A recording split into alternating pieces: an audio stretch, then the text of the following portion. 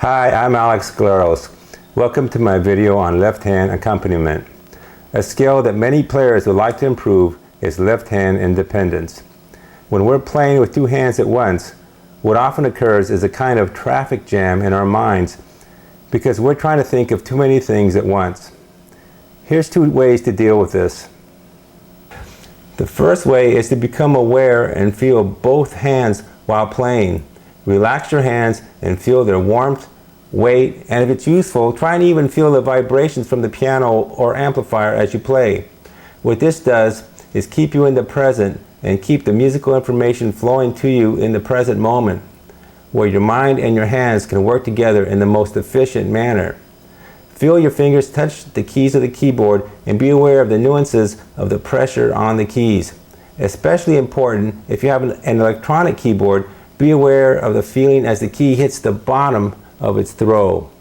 This may be the only place that causes a note to sound from your keyboard. So to get your timing perfect, you have to focus on feeling when the key you press hits bottom. You have to remember to keep feeling both hands throughout the whole song. So don't just become aware of your hands for the first few notes. You'll find that you can immediately handle much more difficult passages this way.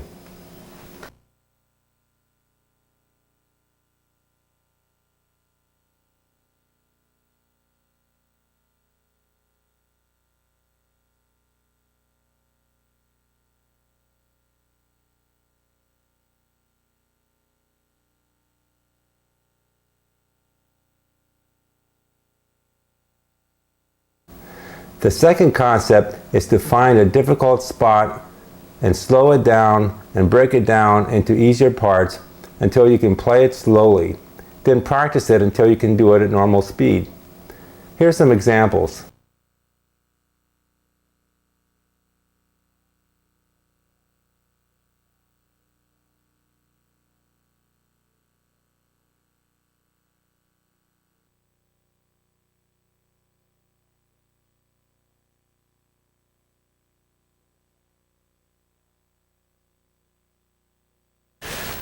I recommend using a drum machine of some sort for part of your practice to help you learn to keep time.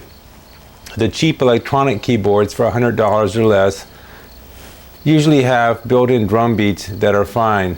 They actually sound good through headphones. Here's how to count. 1, 2, 3, 4, 1, 2, 3, 4, 1, 2, 3, 4, 1, 2, 3, 4.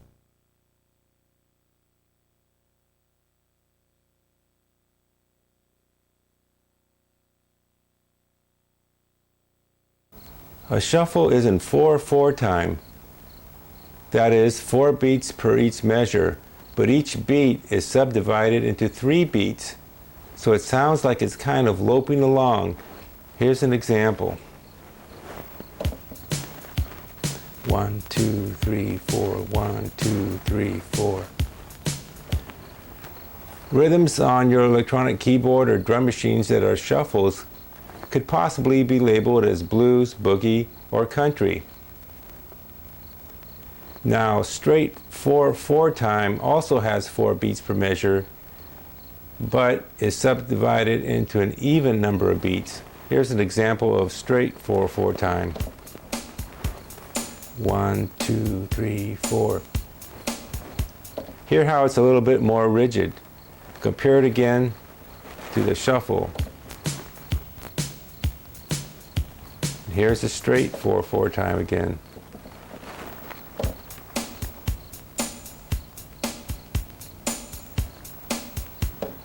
On your electronic keyboard or drum machine, straight 4/4 time could have many different names such as disco, rock, or funk.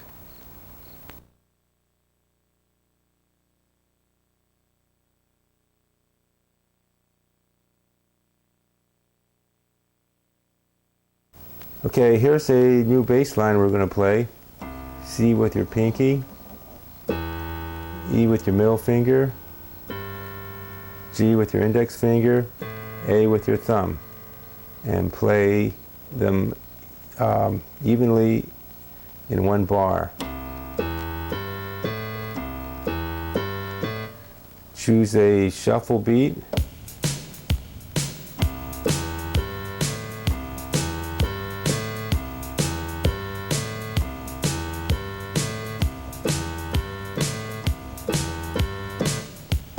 Make sure you can play that without a drum beat, so you know that you have that rhythm internalized.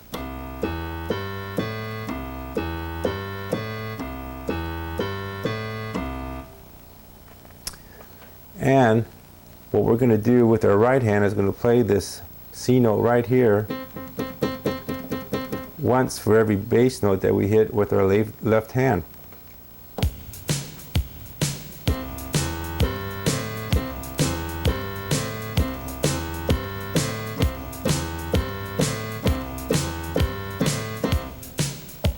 Now let's count that beat again, and this time put the word "and" in between each note. A-N-D. It's going to sound like this: 1 and 2 and 3 and 4 and 1 and 2 and 3 and 4 and 1 and 2 and 3 and 4 and 1 and 2 and 3 and 4 and 1 and 2 and 3 and 4. Notice that none of the notes, the bass notes, land on the "and." But what we can do is make this C note land on the "and," like this.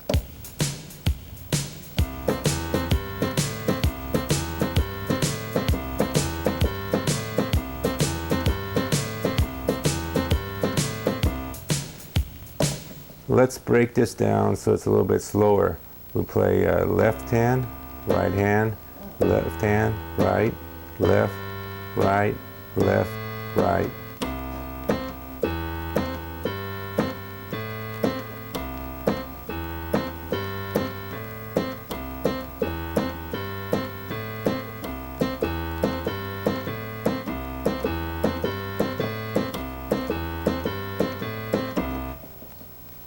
Okay, let's deal with the beat.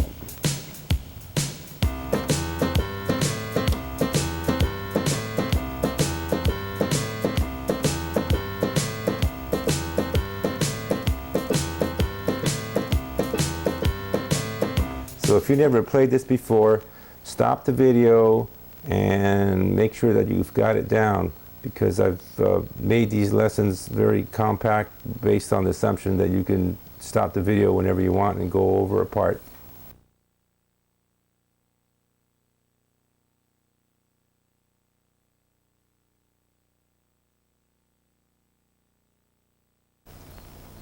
Let's start adding some chord changes. We're going to play the exact same thing we played the first time. We'll play that one time. Then we're going to go to this start at F and play the chord progression there with the exact same fingering: F, A, C, D. We'll play that once, go back to where we start from C and play that twice. Then we'll play the starting from the F note again, play that twice. Go back and play it at starting from the C, play that twice. G once. The notes are G, B, D, E. F once, F, A, C, D, and C twice. So it's going to sound like this.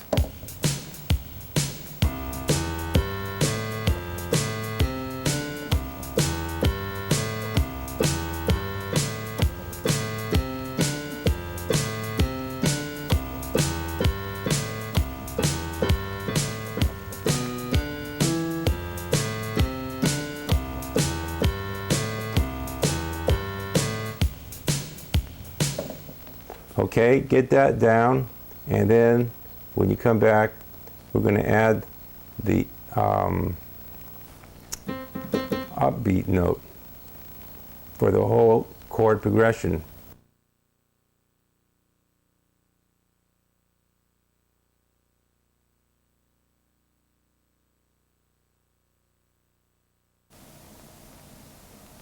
Now we're going to play the exact same thing, except we're going to add chords with our right hand. The first chord is a C sixth chord. And here is the sixth tone, the sixth degree, that gives it its name. 1, 2, 3, 4, 5, 6.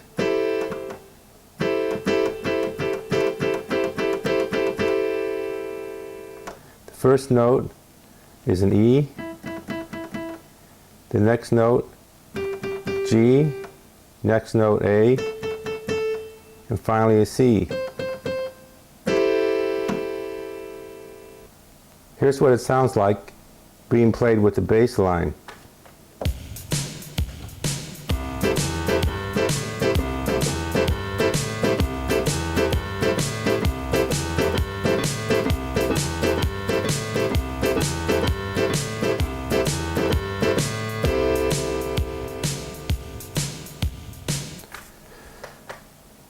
Our next chord is called the F ninth.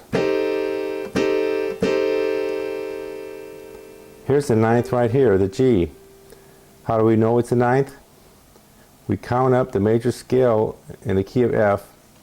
1, 2, 3, 4, 5, 6, 7, 8, 9. To play the F ninth, we use E flat, G, A, and C. It's almost the exact same thing as a C sixth. The only difference is this E gets lowered to an E flat.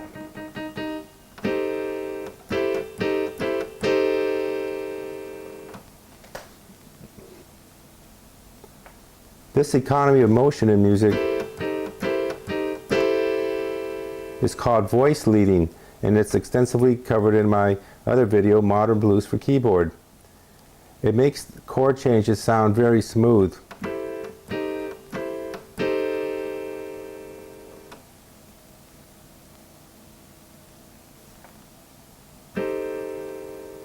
Now, of course, the F ninth has the F in the bass note, and the C sixth has a C in the bass note. Here's what playing the F ninth sounds like.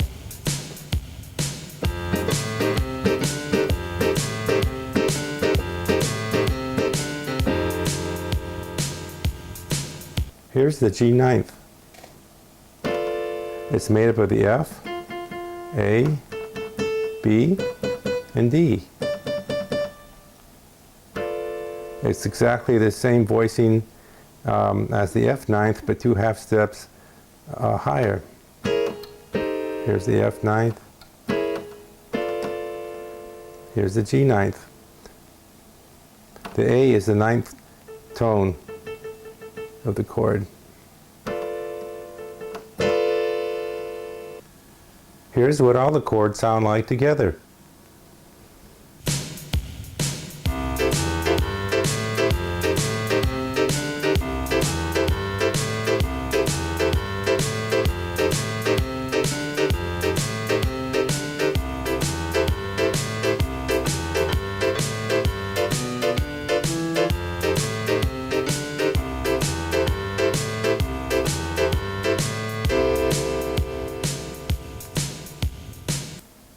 Next, we're going to study a new rhythm using counts 1 and 2.5.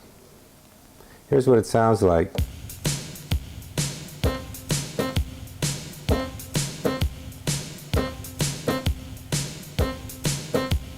One and 2 and 3 and 4 and 1 and 2 and 3 and 4 and 1. 1 and 2 and 3 and 4 and 1 and 2 and 3 and 4. Now, let's hear what it sounds like with our bass line. 1 and 2 and 3 and 4 and 1 and 2 and 3 and 4 and 1 and 2 and 3 and 4 and 1 and 2 and 3 and 4. The bass C and this C are played at the same time on count 1. 1. Then the E is bass note is played by itself. Then the C note with our right hand is played by itself just before we play this G, which we play by itself. Then we play the A by itself. 1 and 2 and 3 and 4.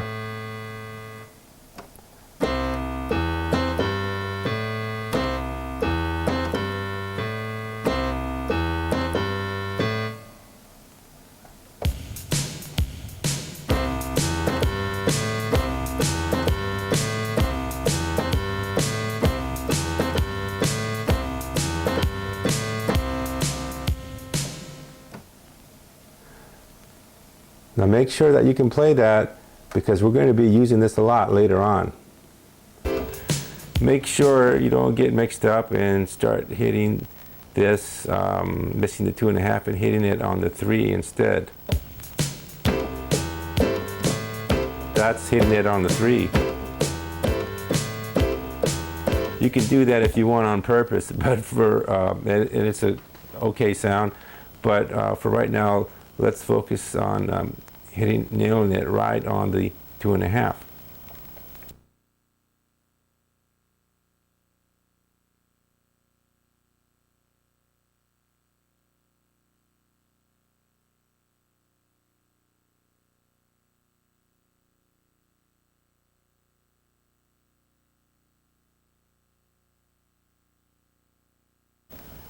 So, in my opinion, the way this chord lands on count 2.5, it kind of gives the 3, count 3 kind of a kick. It kind of creates a pumping action.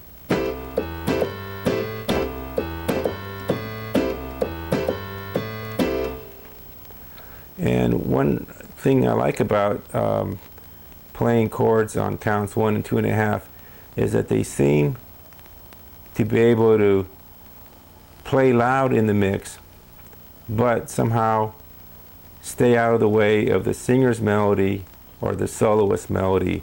So you can be right up there hitting those chords. Everybody can hear you, and you're not interfering with the singer or a soloist.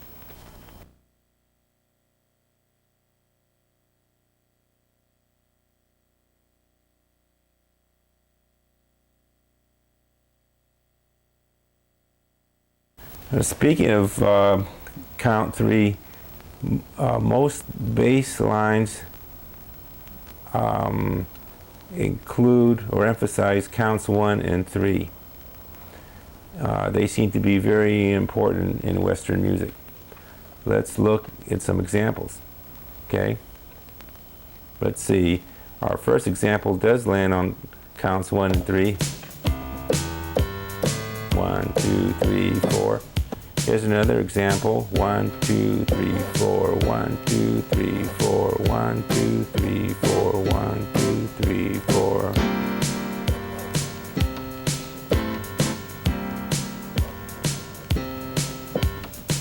Here's some examples in straight time.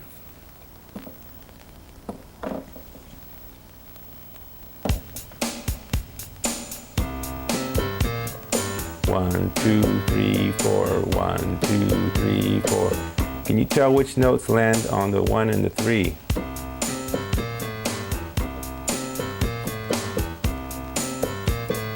One, two, three. This one, and this is where the 1 lands. 1, 2, 3, and 4, and 1, 2, and 3, and 4.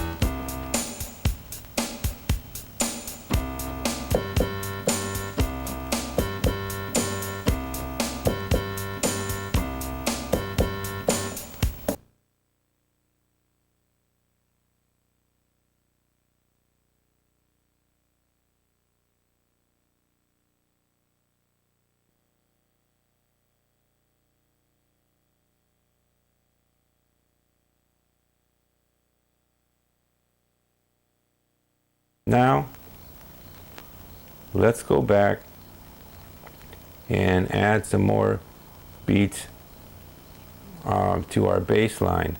And this time, let's choose from the "and" side of the measure, that is the upbeats. So let's add a note to each note that we have there. So we'll add a C to the C, E to the E, G to the G, and A to the A.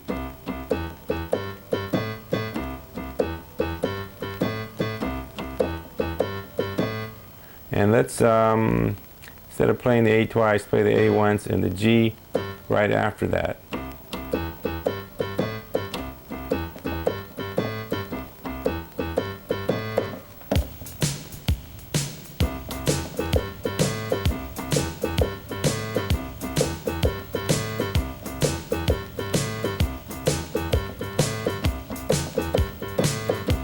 Okay, so that's a lot more complicated, so make sure you work on that till you feel really comfortable playing that. Then let's add some notes from the right hand to that. Start off simple and just play your C note on count 1, and that's all.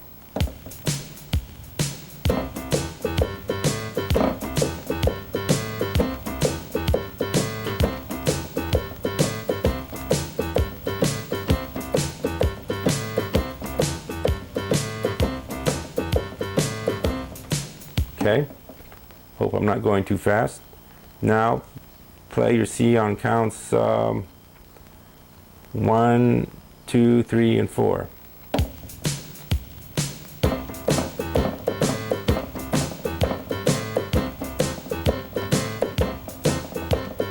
One, two, three, four. 1, 2, 3, 4. 2, 3. All right, let's play this C note on counts 1 and 2.5 while we're playing that bass line. So here's what it starts off sounding like. They both fall on count 1. That's pretty simple. Then we play the C bass note again by itself. So far it sounds like this. Okay. The next note is E, played by itself. And the second time he's played, it falls right on count 2.5. So we have to play the C note at the same time. So far it sounds like this in slow motion. Okay.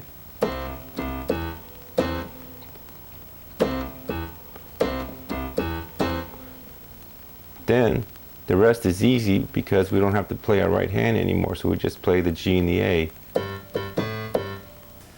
Okay, we're going to take our bouncy left hand bass line and add all the full chord progression and add the chords with our right hand. So when we're on the C bass line, we're going to play the C6 chord, E, G, A, C. When we're on the F bass line, we're going to play the F9 chord by just moving this E down to an E flat,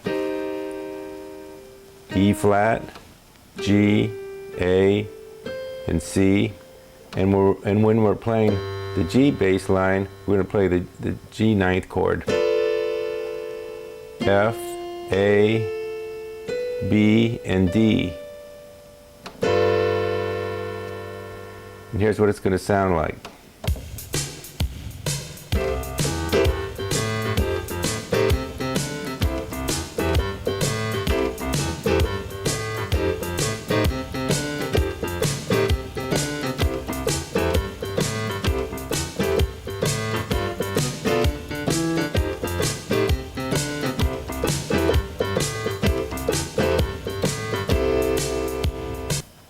Now we're going to play the blues scale while we're playing our bouncy left hand bass line, and here's the recommended fingering for the blues scale.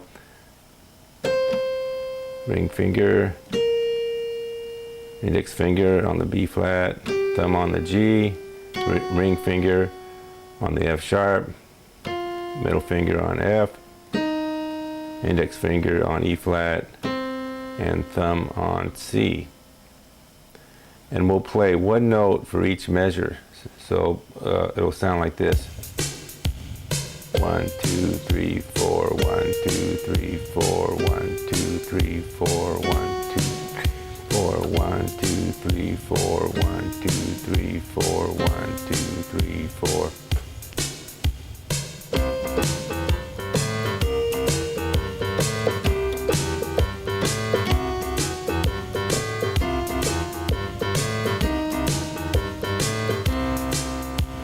So we're only playing a note with our right hand when we hit this root note.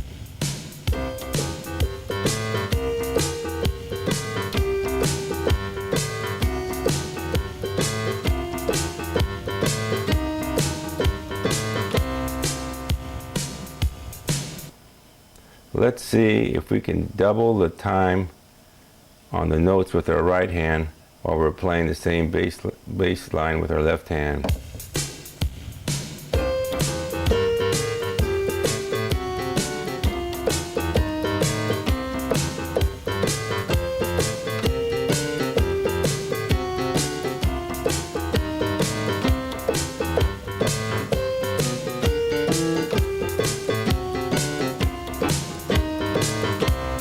So you can see we're almost playing a solo. Now let's play a bounce with the blues scale, but keep it really simple to start off with and just bounce once for each measure.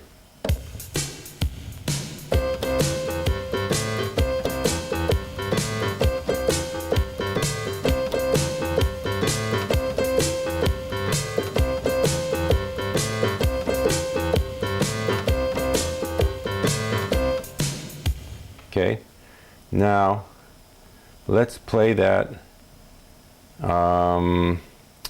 with the full chord progression.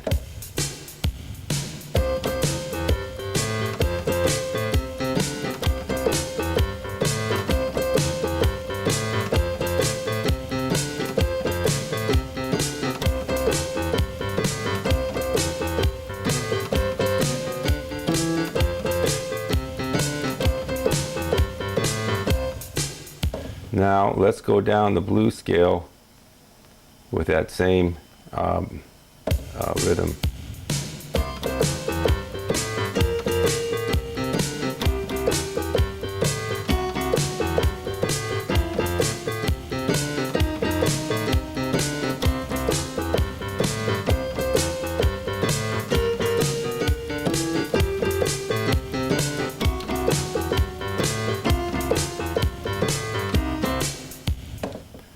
Okay, now let's double the amount of bounces that we take.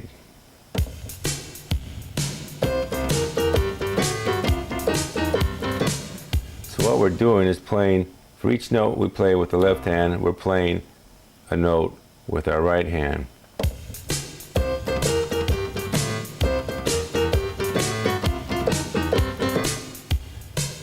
So let's just play that for a while and not change chords.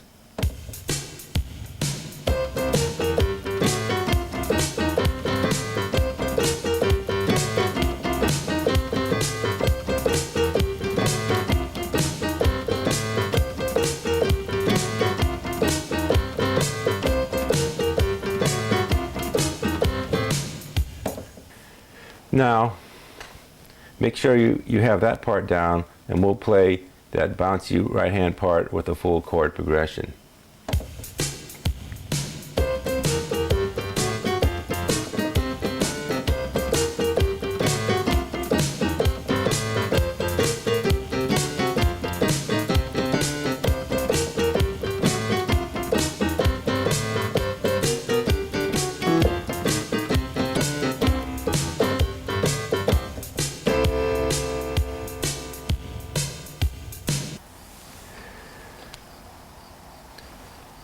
Now we're going to compose our own song. A common way to compose a song is to create a musical idea, then repeat it over and over again in different places and with slight variations. Here's how some other composers have done this. First they'll create a musical idea, then they'll repeat it someplace else.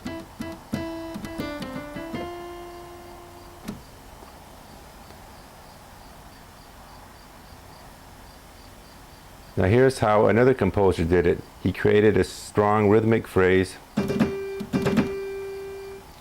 and then he repeated it over again in many different areas of his song.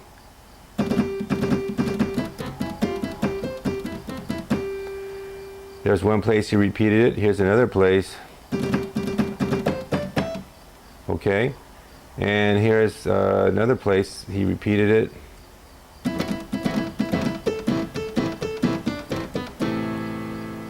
So that gives it a kind of continuity.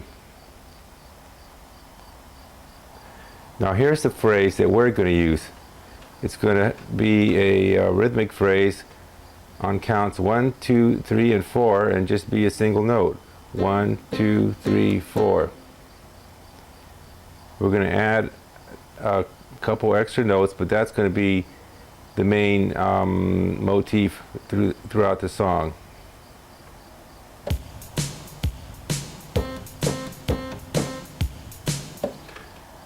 For the first part of the song, we'll play it 4 times, 2, 3, 4, then 4 more times, 1, 2, 3, 4.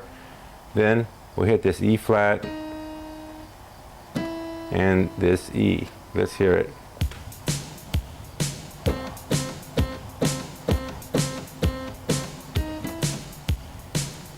Okay, now let's break that down and show how that would play with our old standard left-hand bass line.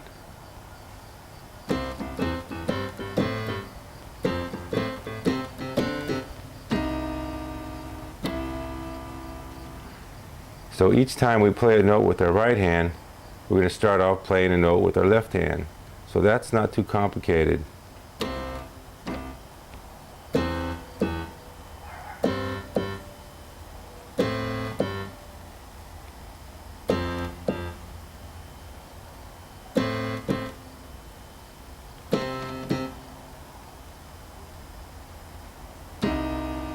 Playing this E flat and this right here and this C at the same time, and then the second time the C bounces, we hit the E. Okay, so let's play that in real time.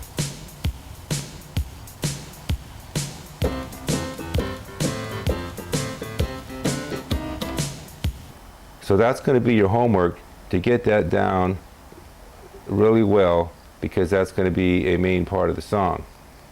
So go ahead and stop the video and start working on it.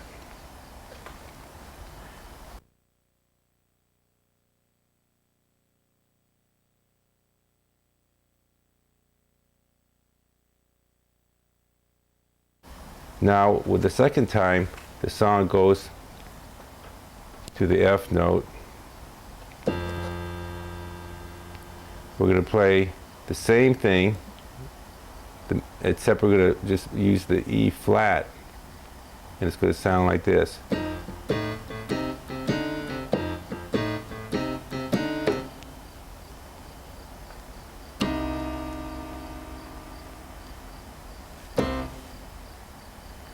Same thing, as soon as we hit a note here, we'll be hitting the E flat at the same time.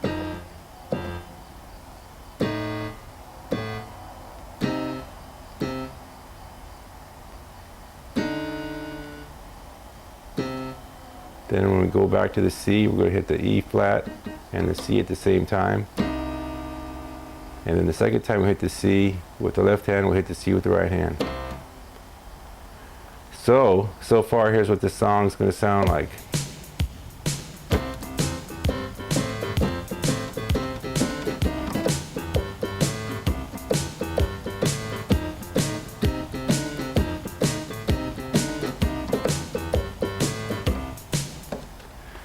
Now if you like, what you can do is, there's some empty space in the rest of the measure, is play a chord on counts 1 and 2.5. We can play our old C6 chord.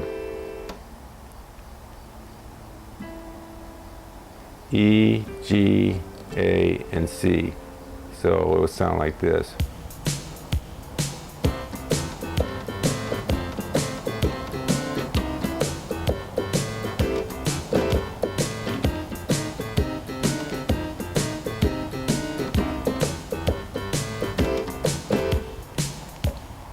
Okay, so far it's really easy and it's starting to sound like a song. Now when we get to the G chord, we'll play this B flat here and play the exact same rhythmic pattern.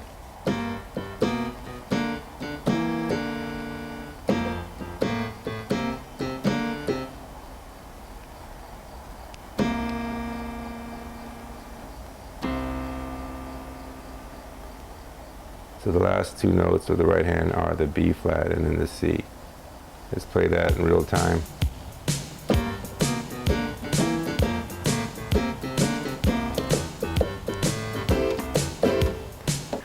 Okay, go ahead and practice that and make sure that you can play both hands together with good timing. Now, one thing when you're creating a song, you want to keep it pretty simple. It must be hummable to be a catchy melody. So you don't want to hop around too far, too often, or play too fast, because it's just not going to have a hook to it. Now, one really interesting thing is, and when we are playing our bouncy bass line,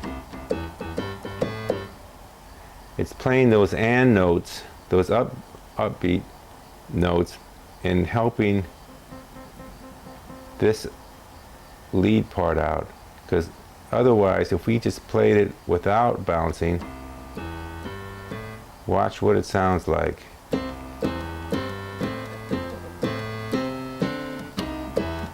Something's missing, and what's happening is those upbeat notes are kind of giving a rhythmic pulse to this lead note. So in effect, it's like you're going like this. Ba da da da ba da da da ba da da da ba da da da da. And that kind of pulse is exactly what we're looking for, especially in R&B, rock, gospel, blues, or funk. So if you were playing this song by yourself, you'd probably want to choose the bouncy bass line, because those upbeats give the melody something to play against and creates kind of a pumping, pulsing sound, a pulsing rhythm. But if you were in a band, you may not need to play those bouncy notes, because those upbeat notes, because some of the instrument could be playing the upbeats and covering them for you. Or the bass player could be playing straight quarter notes without any upbeats, but maybe your left hand could be playing chords to cover those upbeats, to give it that feeling.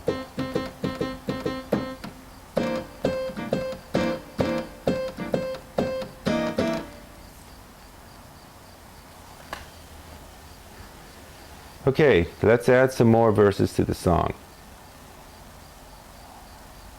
What we can do is vary the song by playing the exact same thing one octave up.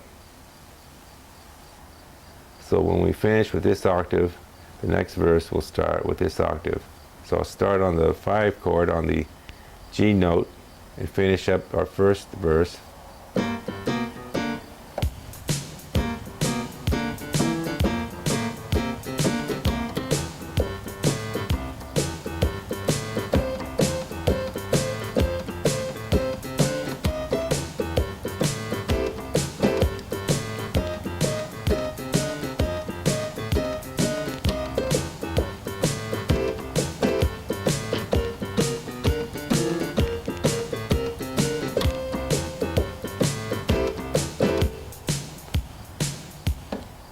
Okay, so now we have 2 verses. Let's vary it even more and play the first 3 notes on this octave and the 4th note on this octave. And then play the chords with your right hand on counts 1 and 2.5 right afterwards, so it sounds like this. Here's what it'll sound like. 1, 2, 3, 4. Then we move to the F chord and right with the F bass note and play the F chord. Then go back to the C chord and play the same thing. 2, 3, 4. So that should be pretty easy to play since we're just not doing too much syncopation. And played that throughout the whole chord progression, throughout the whole verse. So you always play these notes, and the only thing that changes is the chord. So when you're on the F chord, F bass note, play the F chord, and when you're on the G bass note, play the G chord.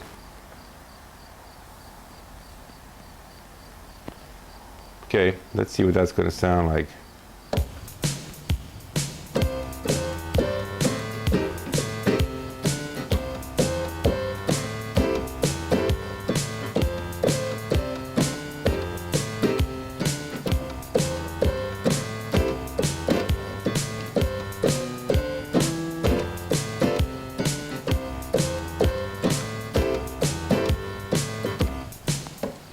All right, we have 3 verses. Each time our rhythmic motif is varying a little bit more. Okay, now we're going to depart quite a bit from the song's theme, but just for a little bit. And that's okay because we're going to come back to it very quickly, and the returning will reinforce the main theme even more. It's just like coming back home. And here's what that new verse is going to look like.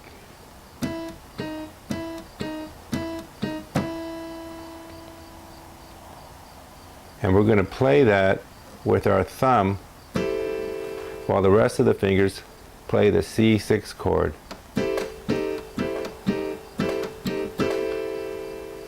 And this is what it's going to sound like.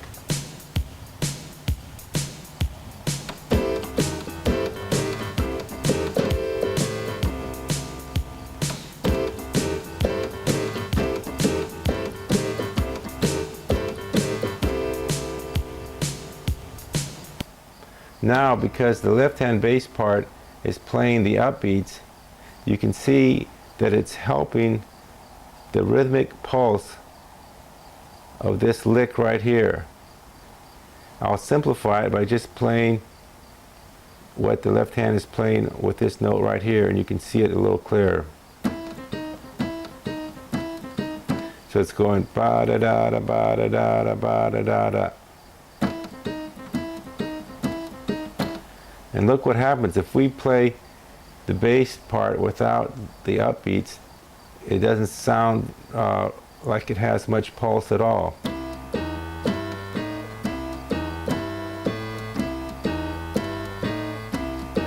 But watch what happens when we add the upbeats.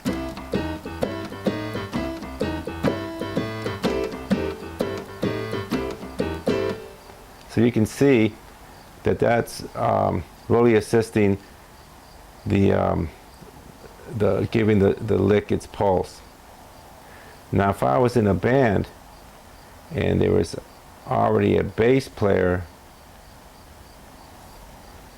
in the band playing the bass for me, he wouldn't necessarily have to play those upbeats. He could play it without them. And I could play the upbeats with a chord with my left hand.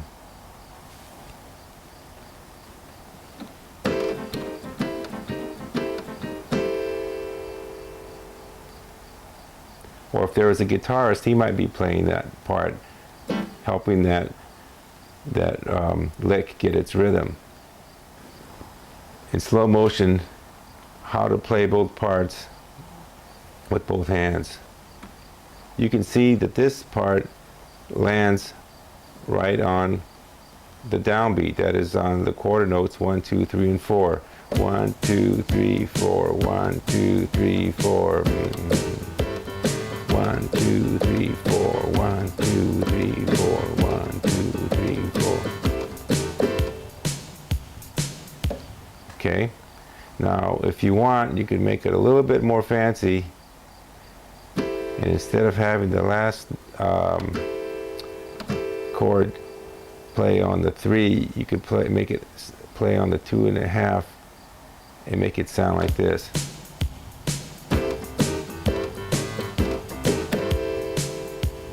And sustain it.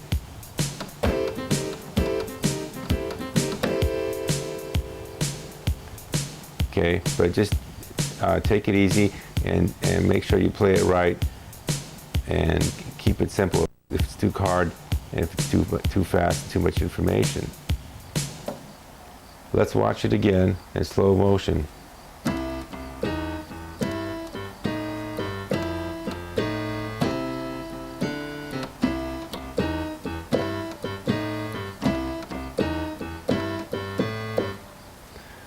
Okay, let's play it with the beat.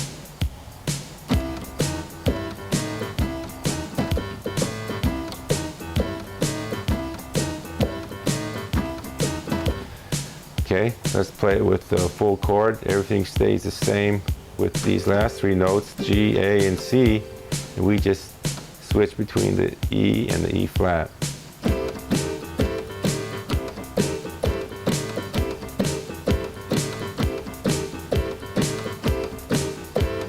Okay, now we're going to have to change chords, so let's work that out. The first chord is the C, then we immediately change to F, so we'll have to keep these last 3 notes the same, G, A, and C, and start off, instead of on the E flat, and toggle back and forth between the E flat and the D.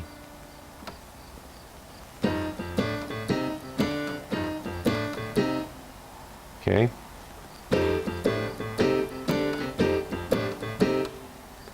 And then back to the C chord. Finally, the G chord, you toggle back and forth between the F note and the E note. Okay. So let's play it all together and see what it's going to sound like.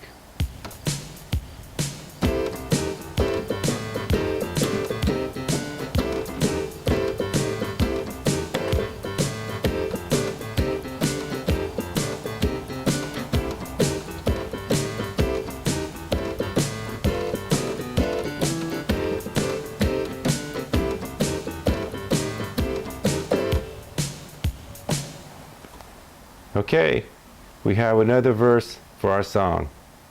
Let's go back and play the first verse again to establish that as the dominant theme for our song.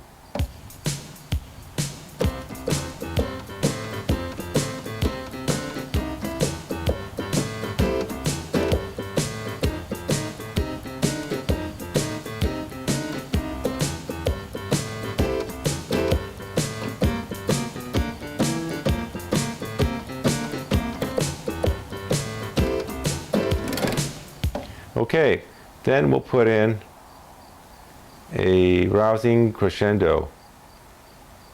Here's what that's going to look like. Okay, finally, we're going to add one final verse, and it's going to consist of this same 4-note rhythmic pattern, 1, 2, 3, 4, but then we're going to play the chord with the same rhythmic pattern. So the first time we're going to play the 4 notes during the C chord, then it switches to the F chord, so we're going to have to play the 4 notes as an F chord, play the 4 notes again, and play the C chord 4 times. And repeat that over and over again. During the F bass chord, we're going to play the same 4 C notes and play the F chord 4 times. and C. The G chord will be played with the left hand, but we'll play the same, emphasize the same 4 notes, that C note 4 times. Then we'll move to the F chord, play the F chord with the right hand, and end it playing it 1 more time.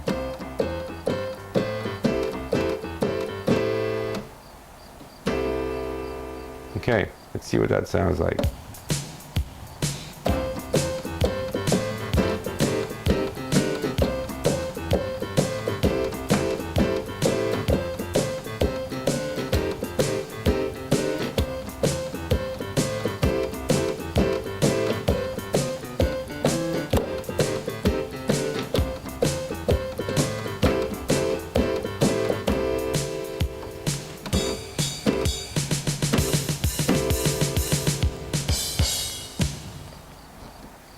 Let's hear the whole song all together. We have the beginning, which establishes the motif. We have some variations. Then we have departure, return, and then a climactic ending. Okay, let's hear it.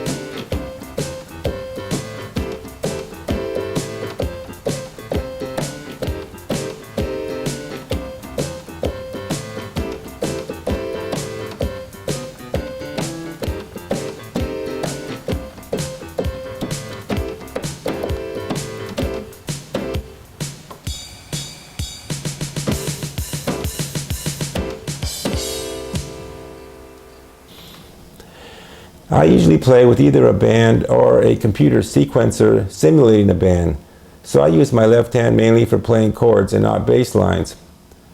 But when I'm out at a restaurant or a party, sometimes I like to perform when there's only an acoustic piano.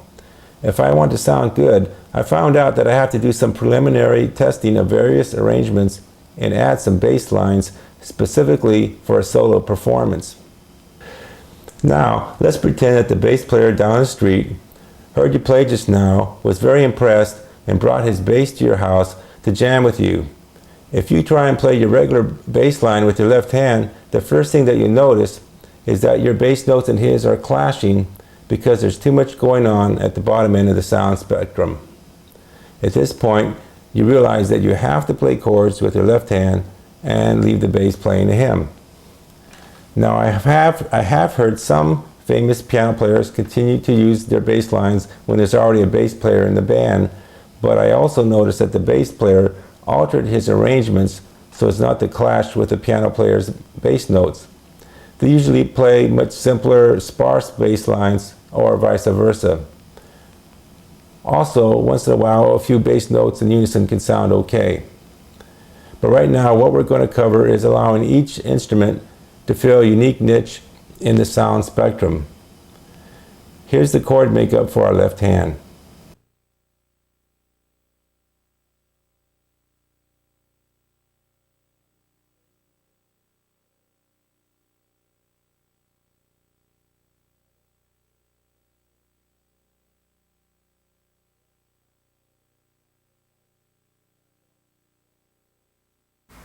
Here's the chord makeup for our left hand. The first chord is C ninth, and we're going to play it with a little bit more modern sounding voicing than with the sixth. This is going to be a C ninth. It's going to be made up of the notes of E, B flat, and D.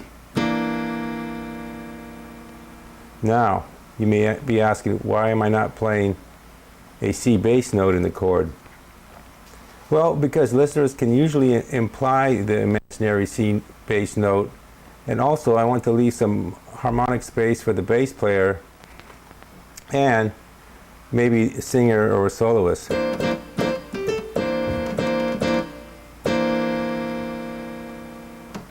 So I'm assuming that a bass player is playing with me. He'll be playing a C bass note. Next chord will be a F chord, F 13th. That's going to be made, and the way we play that is we keep our thumb on the D note and just shift the other two notes down 1/2 step. So this B flat becomes an A, and this E becomes an E flat. From C to F, this requires that little bit of change. And there would be an implied F bass note. Here's the C, F.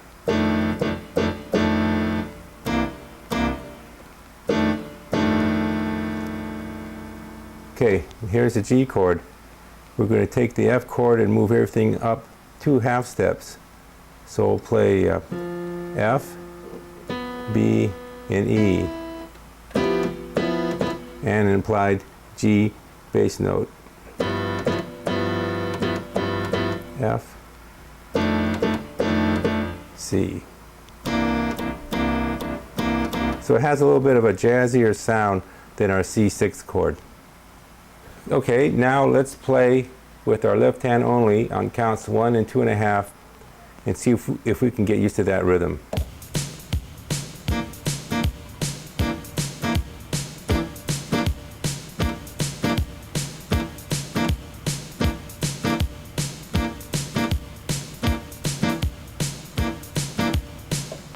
Now make sure that your hand is playing the chords exactly on counts 1 and 2.5. A great way to test your playing is to tape yourself along with a drum beat, hitting a cowbell or something on counts 1 and 2.5. Then play along with the tape and listen to see if your left hand is following the cowbell or whatever note you played that stands out in the mix. Listen. Hear it? Dot, dot, dot, dot, dot, dot.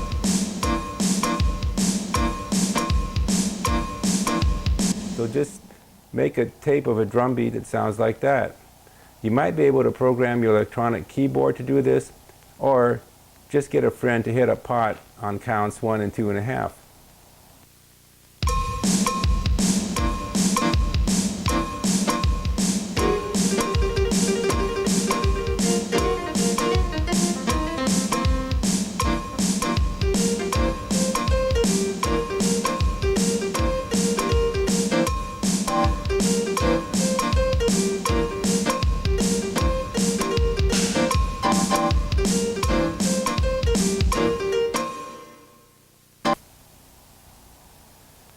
Let's use that last lick as an exercise to practice playing along with our left hand.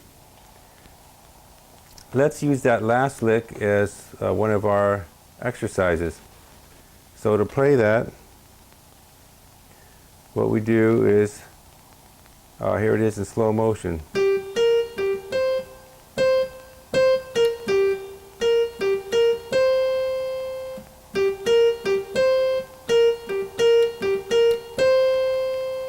Pretty simple.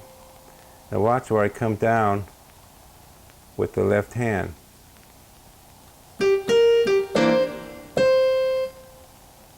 Then the left hand all by itself. So it's G, B flat, C, and the C chord, C by itself, and then the left hand on the upbeat, okay? Then the C one more time, okay? And then B flat and G. So we're getting kind of a pumping motion from this left hand when it hits on the upbeat.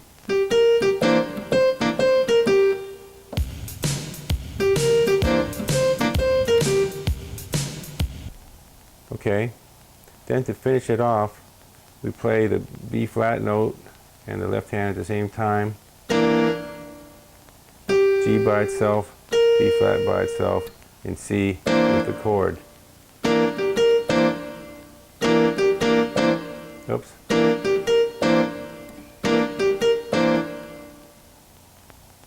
Okay, let's see what that sounds like with a beat.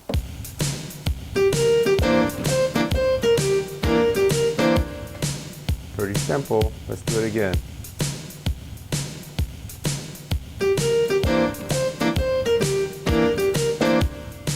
Okay. The rest sounds like this.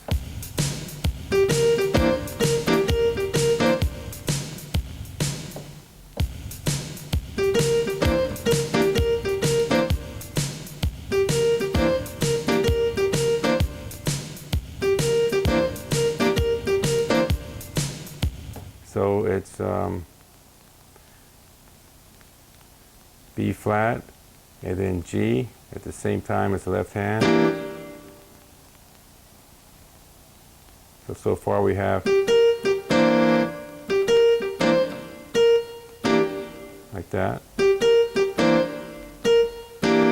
And then B flat,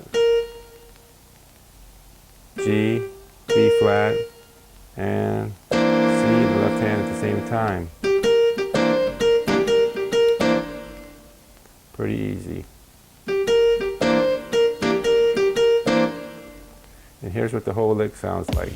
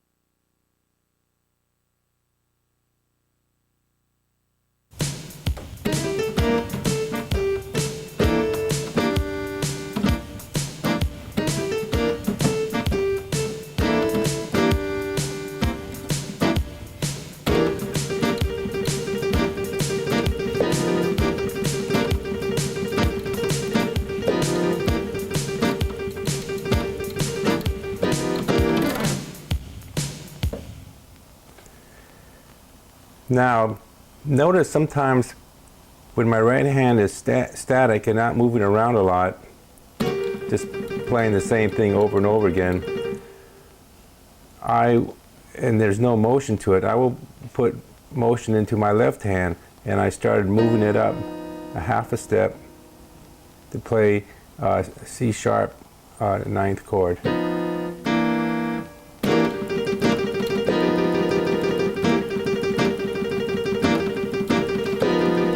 The way we play the C sharp ninth is take every note and move it up 1/2 step. So C goes to F, B flat goes to B, and D goes to E flat.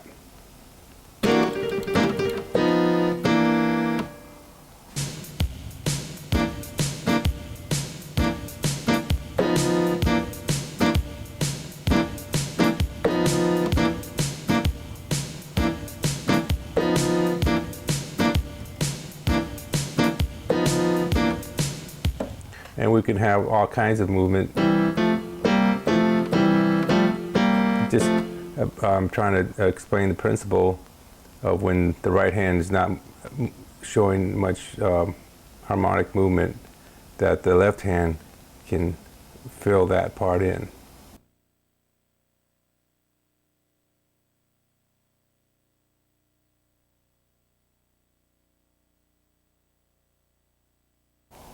Now we're going to play an abbreviated version of our blues overture. As you recall, it sounds like this, but instead of accompanying it with a bass line with the left hand, we're going to play chords. So it's going to sound like this.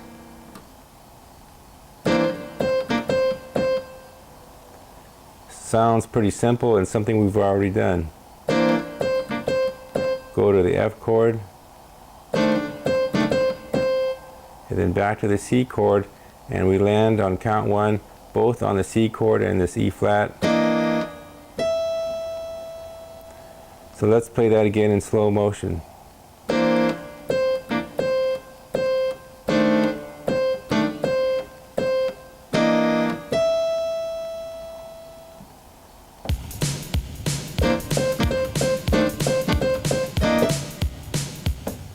Okay, now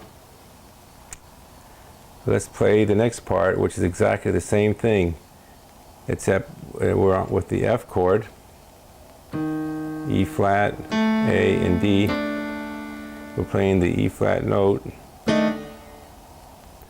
and we're playing both at the same time. Okay, and then the E flat, the left hand by itself, E flat, so it sounds like this.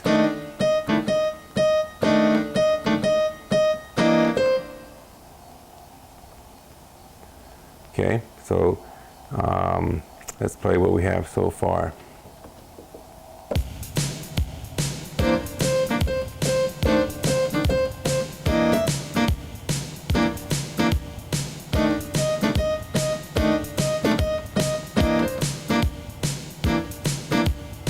Right.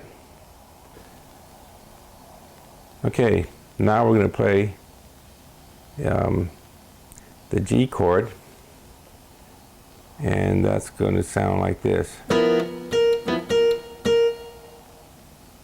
Both down together.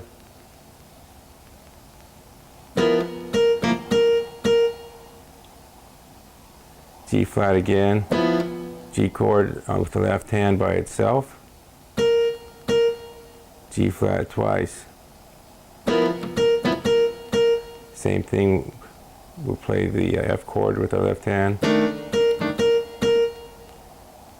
And then both come down at the same time. We'll play the C chord and the B flat note. Okay, so it's going to sound like this.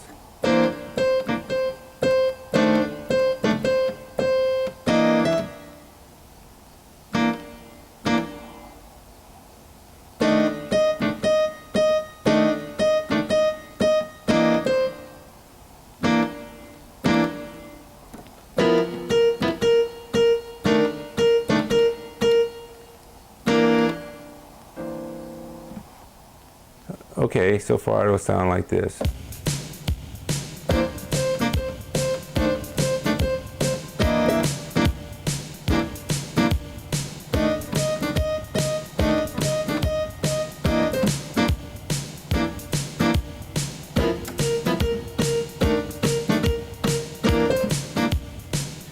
Now, as a filler in between, when there's nothing else happening melodically, we can play this, add some notes to our chords, and that's D, G, and C. And these notes are pretty high and could possibly interfere with the singer's notes or soloist notes. But what we're doing is we're playing in between their singing or soloing. So it would sound like this.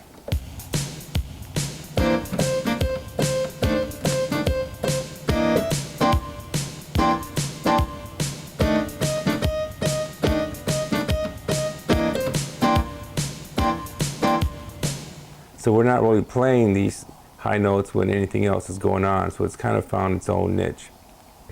Let's add a turnaround, okay? And here's a really fancy one from my other video, Modern Blues for Keyboard, which involves a very long explanation as to why it works and what the theory is.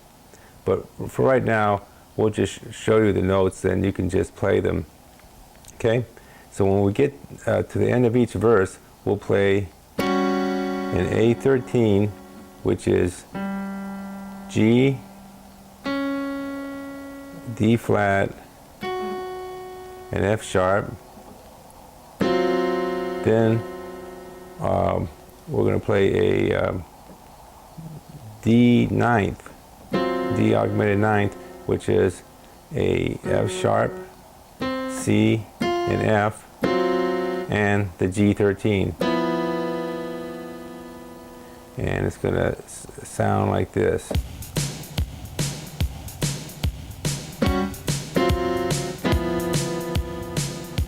What's interesting about that is that even though the chords are changing quite a bit, they're a fifth apart.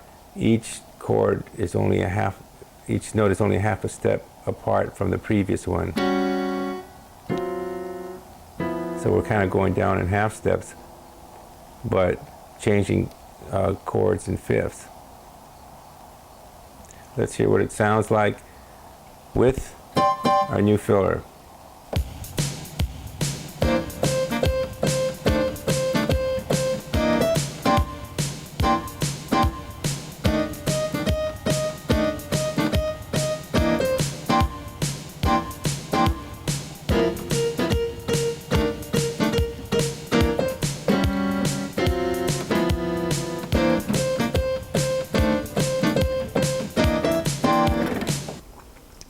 Here's a new lick for our song.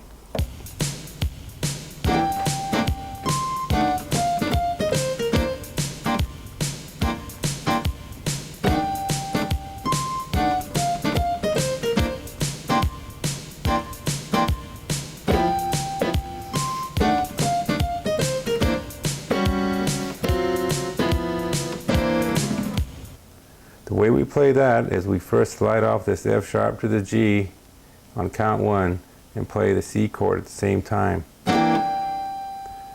Notice that the C chord is played as an 8th note, and stops, and this G is sustained, so you're kind of doing two things at once. Listen to it again.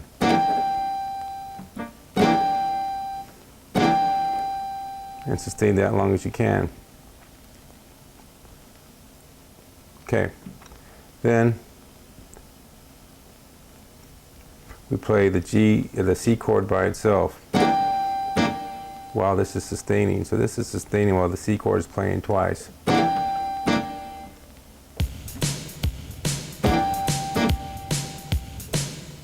Okay, then we play the C note, then this F sharp and the F chord at the same time, briefly. Then the F note by itself, F chord by itself, F note by itself, E flat, C, B flat, and C, and with the right hand, and C chord with the left hand played at the same time, and the C chord coming down afterwards. Let's play that a little faster.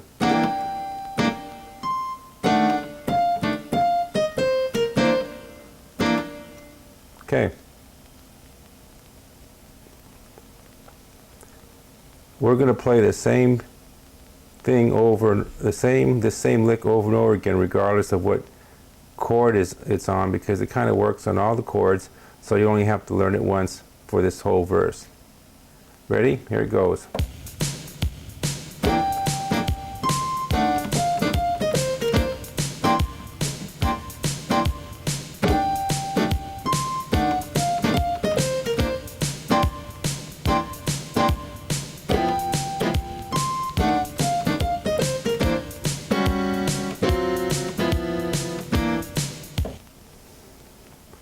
Now notice when we're using this F note to make that two-handed rhythm, what we're really doing is kind of implying this E flat when the F chord is playing. So really we're kind of, when we're playing this, we're kind of implying, again we're implying this E flat.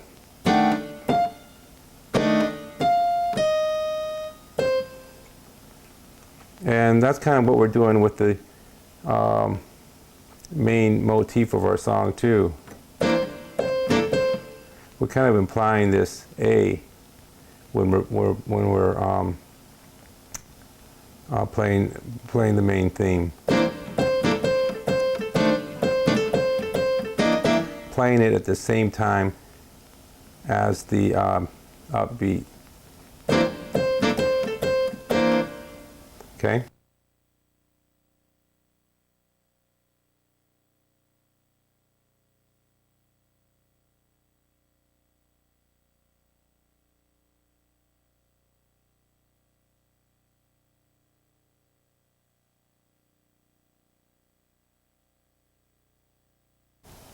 Here's a lick specifically for organ players. It sounds like this.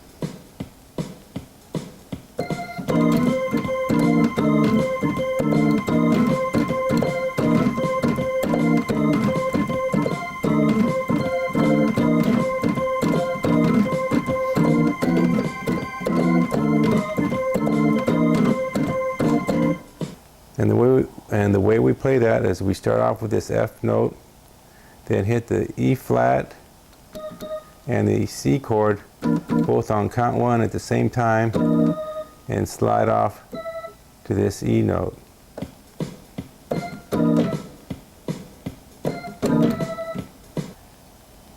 Next we hit the C note, C chord, and the C note.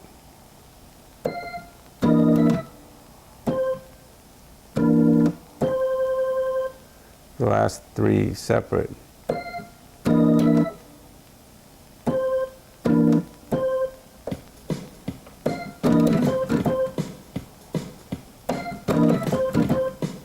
Okay, pretty easy.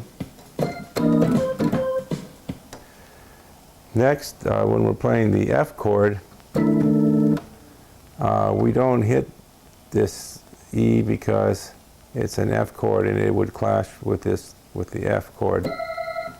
So instead, we just play the F and the E like this.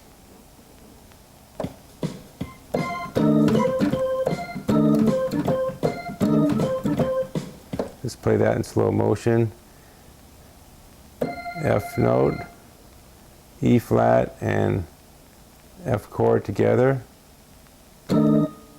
C note by itself, F chord by itself, C note by itself.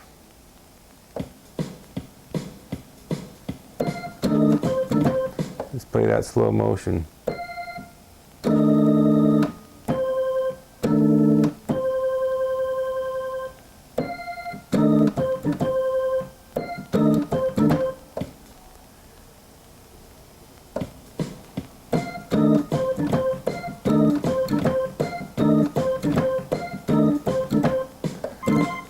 And sometimes I'll just vary it.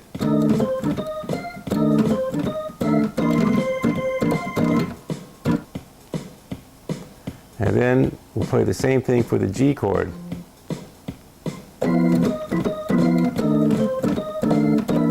And then we can use the E again when we're back with the C chord. And finally, we remember to just keep sustaining this high C note throughout the whole lick.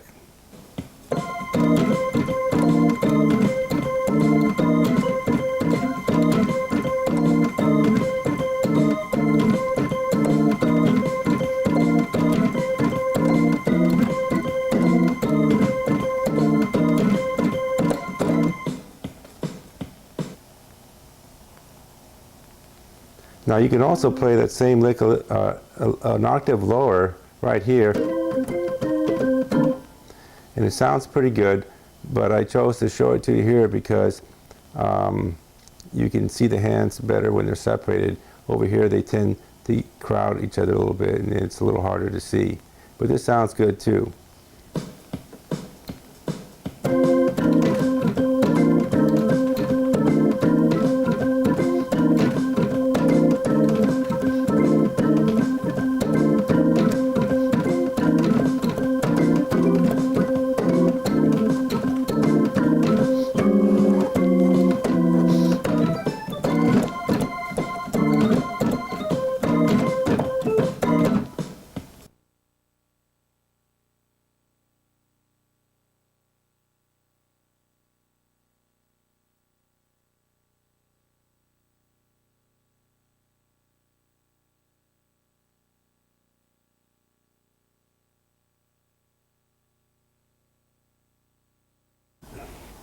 That lick can also be played on the piano, but the highest note can't be sustained indefinitely.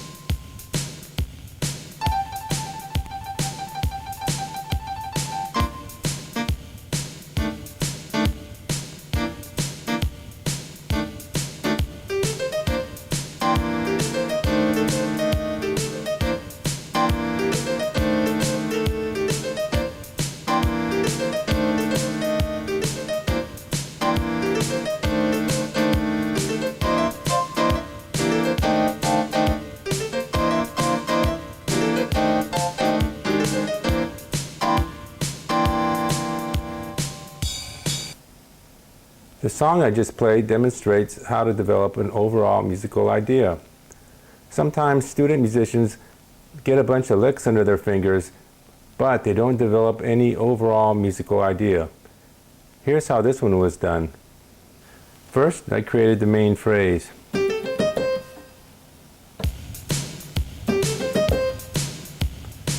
Okay. Notice that this C lands on count 1, that we don't start playing on count 1.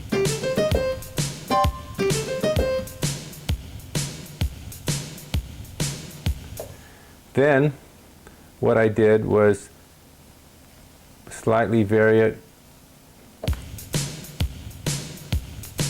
for another component of the verse.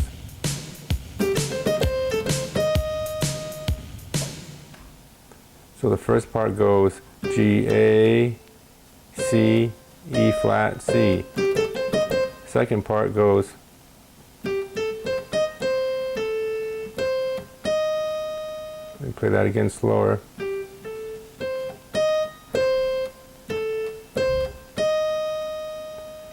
Then I repeat the first part. Then I add one more variation.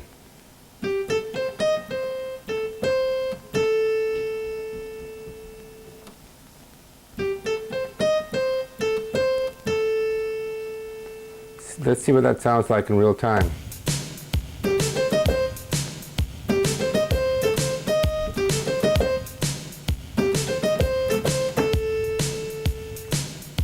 Now the chords I'm playing with my left hand are a repeating pattern of C9 and F13, same chords we've been using.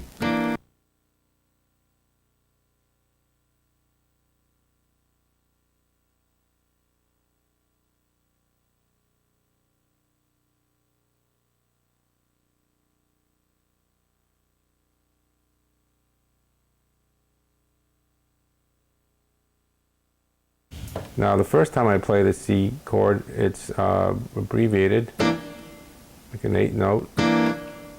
And the second time I sustain it. Let's hear how that sounds.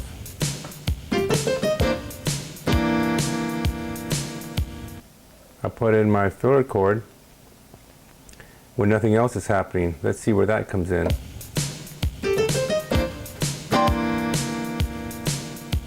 So I'm playing that abbreviated. And the second time I play the C chord, I'm sustaining that.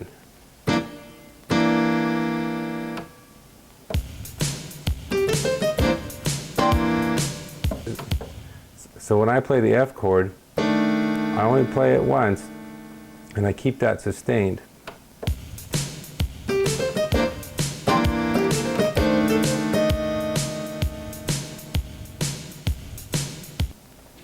Let's hear that in slow motion.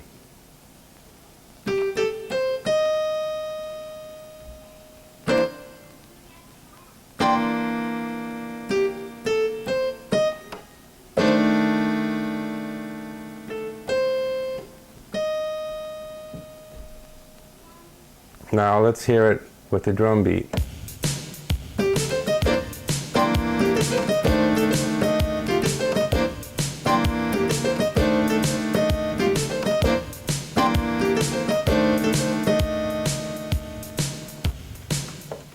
That's basically how I begin to develop that musical idea.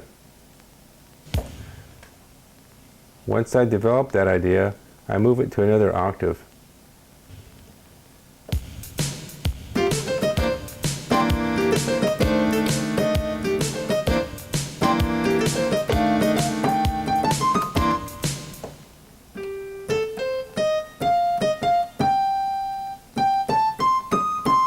And I start playing all over again.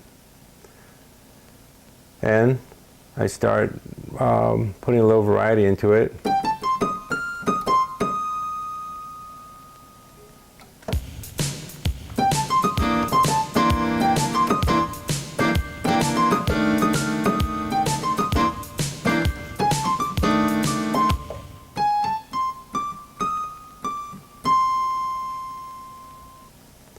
So there I've established what the main musical pattern will be. Then I leave that pattern and begin exploring a new idea. The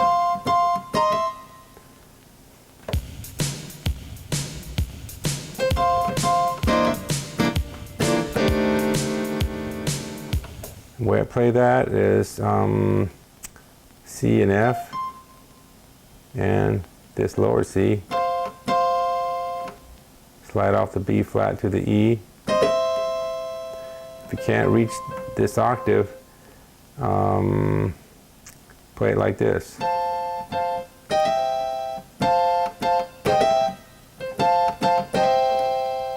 With the F and the A and then the E and the G. Call and response, I play this during the F chord.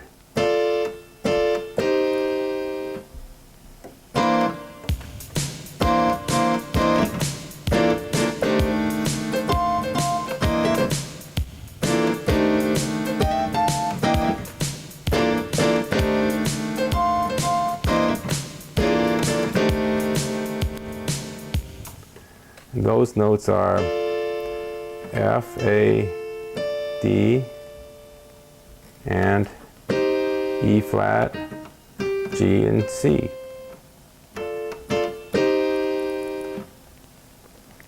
So I continue to explore that musical idea.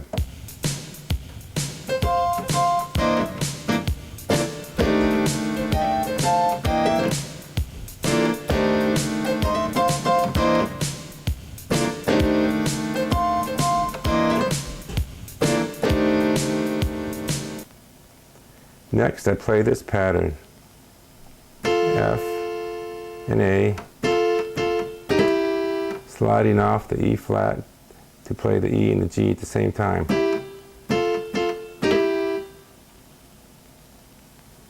And playing the C chord right at that moment, also on count one.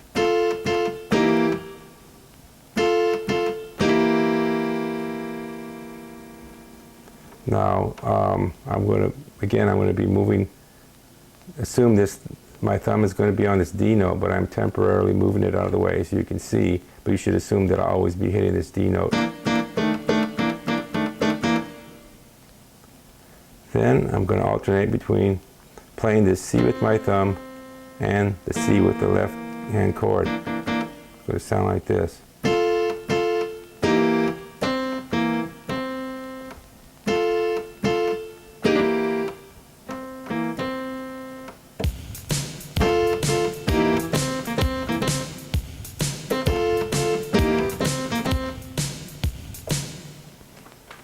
Next, I'm playing the F and G and the E flat and G during the time that the F chord is being played.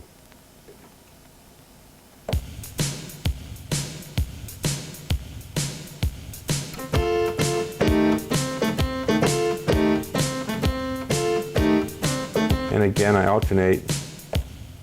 alternate between using my thumb to hit this C and the F chord. Okay, let's see what the whole thing sounds like together.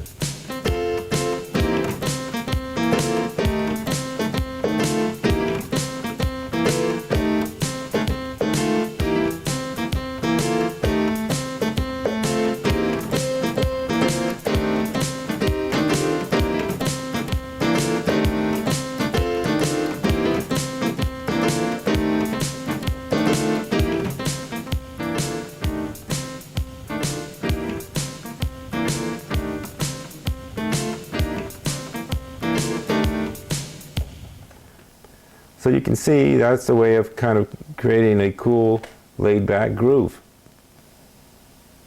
Now we've finished exploring that idea, and we're going to return back home to our original musical theme. But it's slightly varied.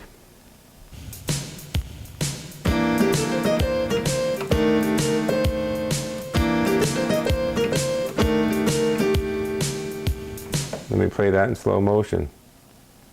First, come down with the C chord, and this is the easy part. There's no, you only hit it once for each measure, and you don't play any syncopations, you just sustain it. So with your left hand, you're going like this.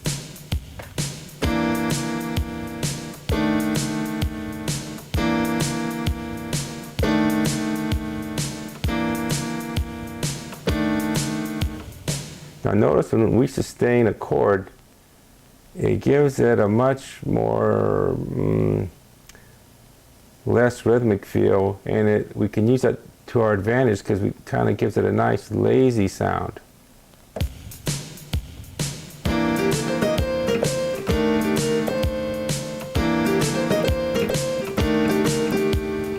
Which is what I wanted to produce. So let's play that in slow motion.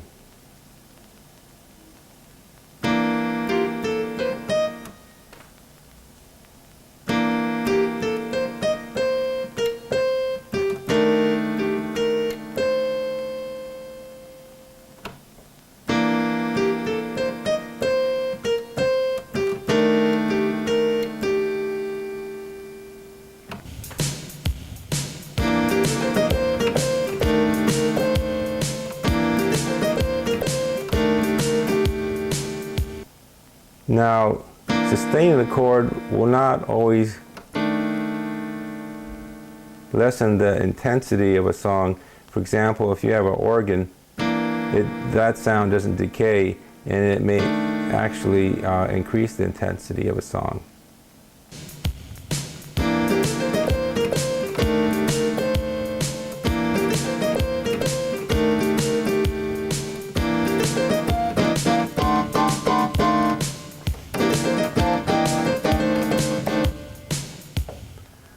So I've dramatically increased intensity by using a more shorter rhythmic phrasing.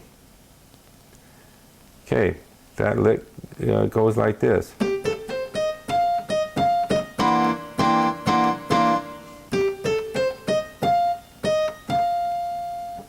Playing the F chord.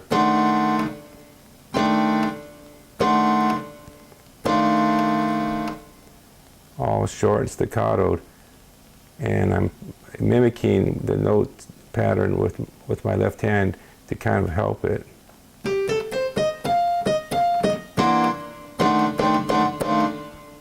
Okay. Then the next lick goes like this.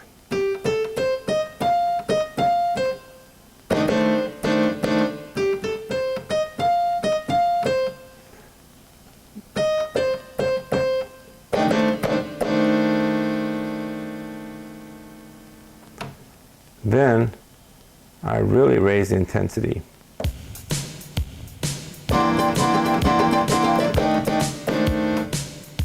So now I'm playing short, strong eighth notes with my left hand. 1, 2, 3, 4. With my right hand, I'm playing E, G, and C, and sliding off the F sharp to the G.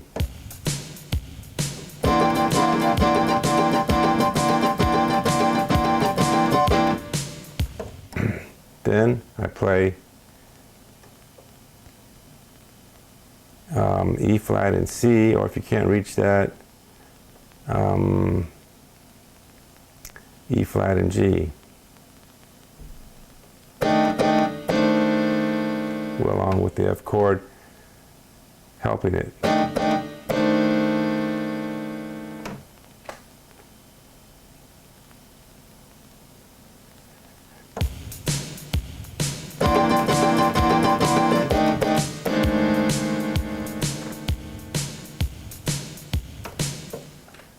Then I play the intense rhythmic pattern again.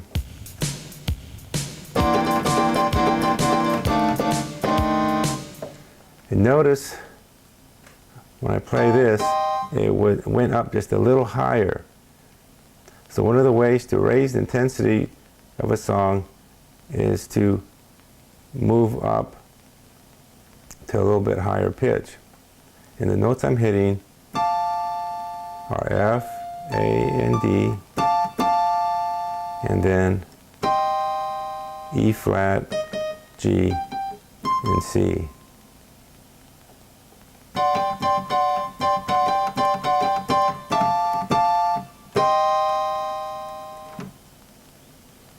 Okay.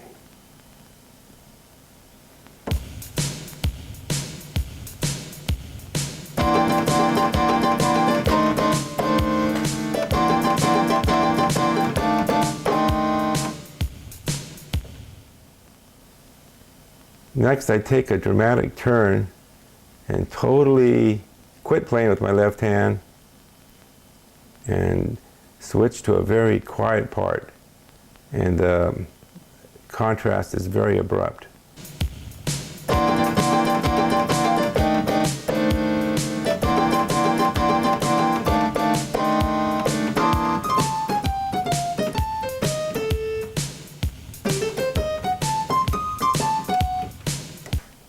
So at that point, if I was playing with a real drummer or programming my own drums, I would tell him to play a lot quieter to help create this emotional drama of this quiet part of the song.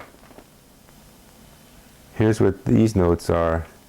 These are actually just weirdest notes I can think of. I'm not sure what how I would describe them theory-wise, but I take the E flat, D, C, and A, and go and kind of roll a wave down like that. Then I go down chromatically to the F, E flat, A, C, E flat, and this lower A.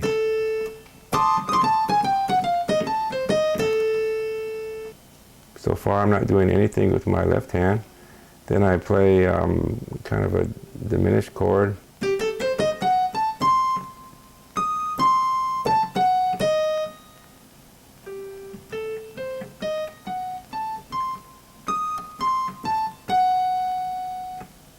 Then I just play that little lick again.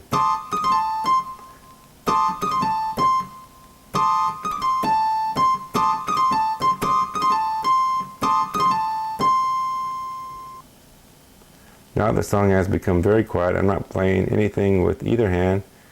And just to start it off gradually again, I play the G and the A note as a trill. And then hit this C on count 1 and start playing my chords again by themselves with my left hand.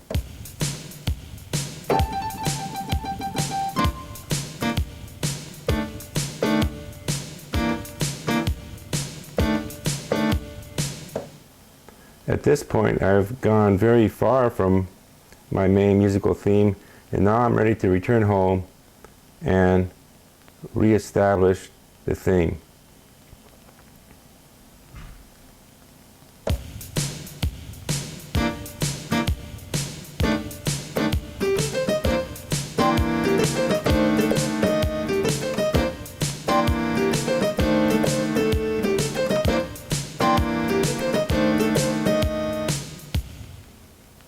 Now we've already had one climactic moment in the song.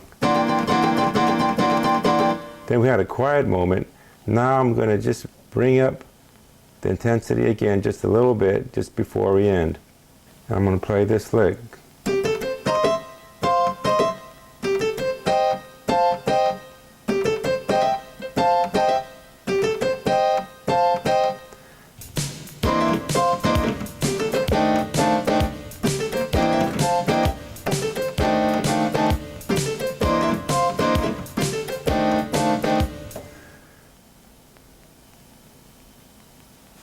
So to finish the song off, I play this lick like this.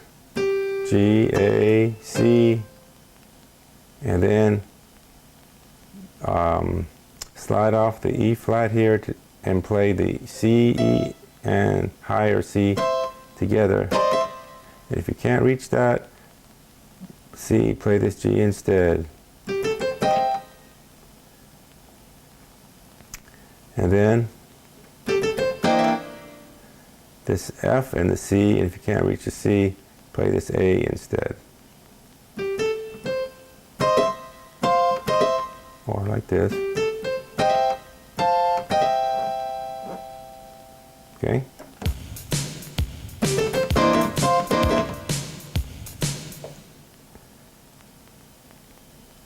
And then for the F chord,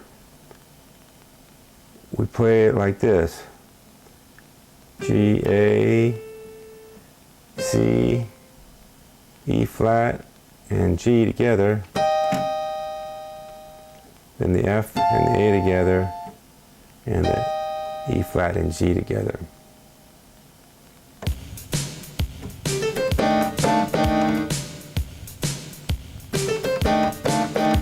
So together they sound like this.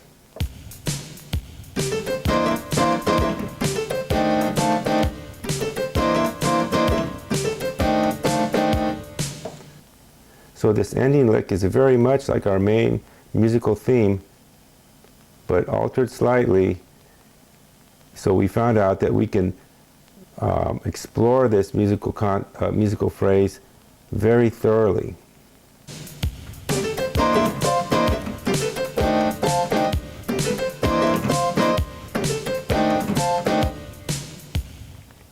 And then to end it, we play the main lick in a very punctuated manner.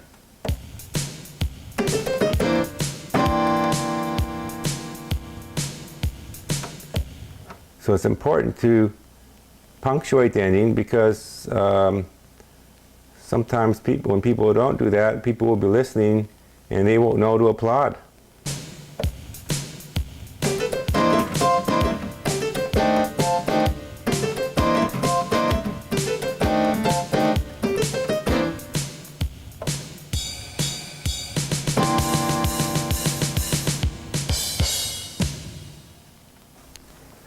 Now, let's say the bass player went home and you're playing solo. Now there's a lot of musical space to fill. So let's start by playing the bass player's part with your left hand. So we'll play this bass part, and just the whole song will be alternating between the C chord and the F chord.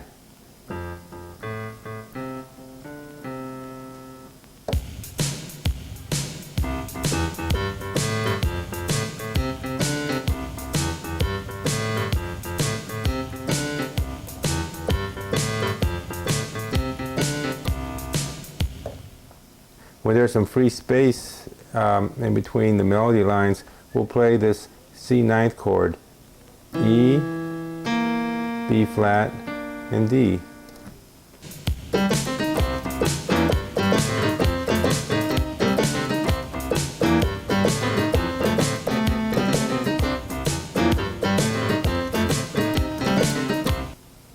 If it's hard for you to determine at what point in the measure to play a note in relation to one of your hands, make a tape recording of all the parts being played except for the part that you're not sure of. Then play the tape back while counting the beats and play the missing part so that you know where in the measure it exactly fits.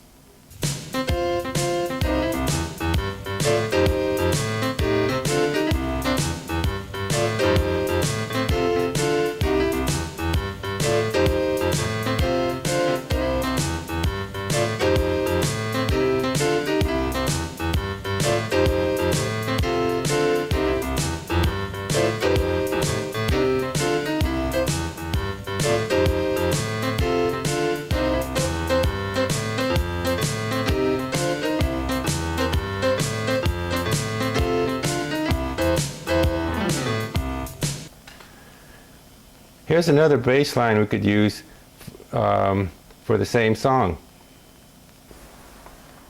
Here's the fingering for the bass line. For the C chord, it's C with the thumb, pinky on G, middle finger on B flat. For the F chord, it's pinky on F, your thumb on A, middle finger on B flat, index finger on B, and your thumb back on C.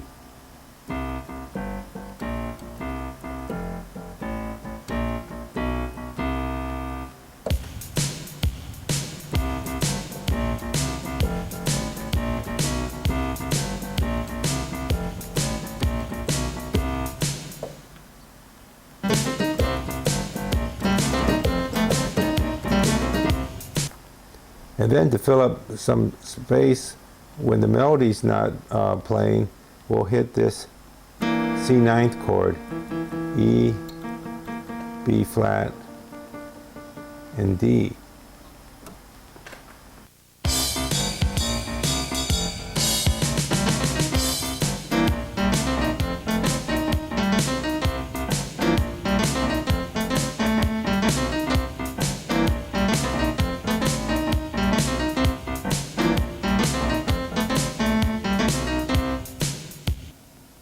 Usually the most important notes in a melody fall on counts 1 and 3. Here's how the count works in easy blues.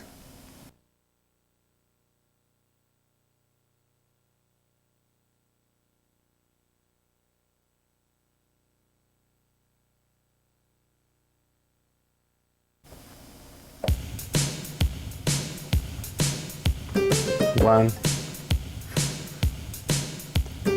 1, 2, 3, 4, 1, 2, 3. So we can see that the most important notes do fall on counts 1 and 3. 1, 2, 3, 4, 1, 2, 3, 4, 1. There's the first one, and this landed on the 3. Here's another example.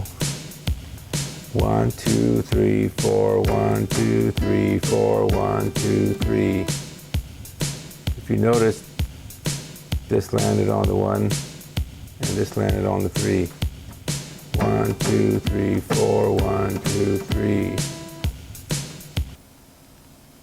Notes in other parts of the measure aren't given as much importance. Here's an example where we actually play the F chord during a C chord, but it still works because it falls on count 4 and not 1 or 3.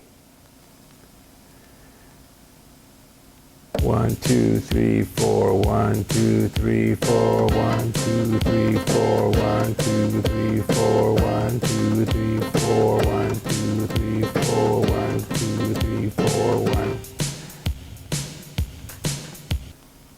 Now, if this F chord, C, F, A, did land on count 3, it would make it a little more important. Let's see what that sounds like. 2, 3, 4, 1, 2, 3, 3, 4, 1, 2, 3. So now the F sounds a little more important because of where it lands. Turn on the radio and see if you can find examples of the most important notes of a melody on counts 1 and 3. So far, we've studied a couple of left-hand rhythms. Here's an example using straight 4/4 time.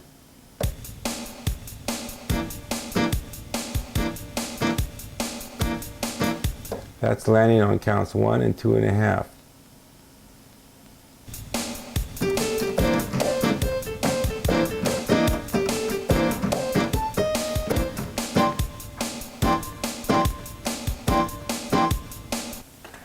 We also study playing on the upbeats.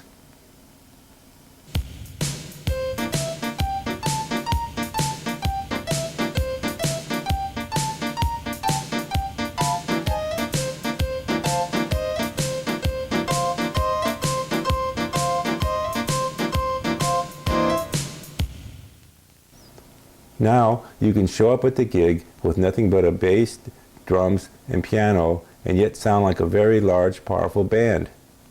It's not how loud you crank up the amplifiers that give you that power, but it's knowledge of how rhythm, harmony, and phrasing work.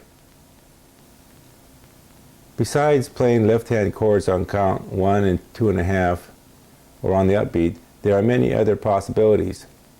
Here's an example of playing on counts 2 and 4.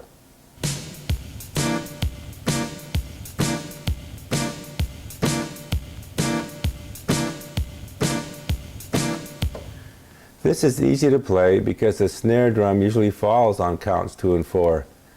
This time you don't need to tape yourself hitting a cowbell on counts 2 and 4.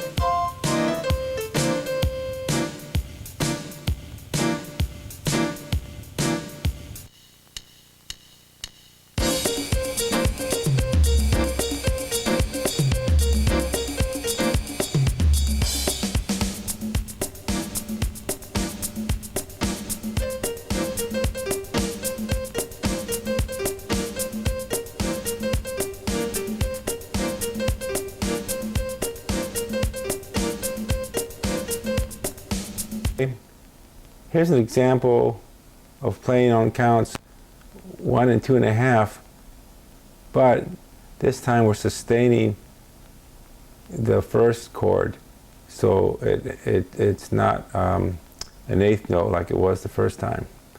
Here's what it sounds like.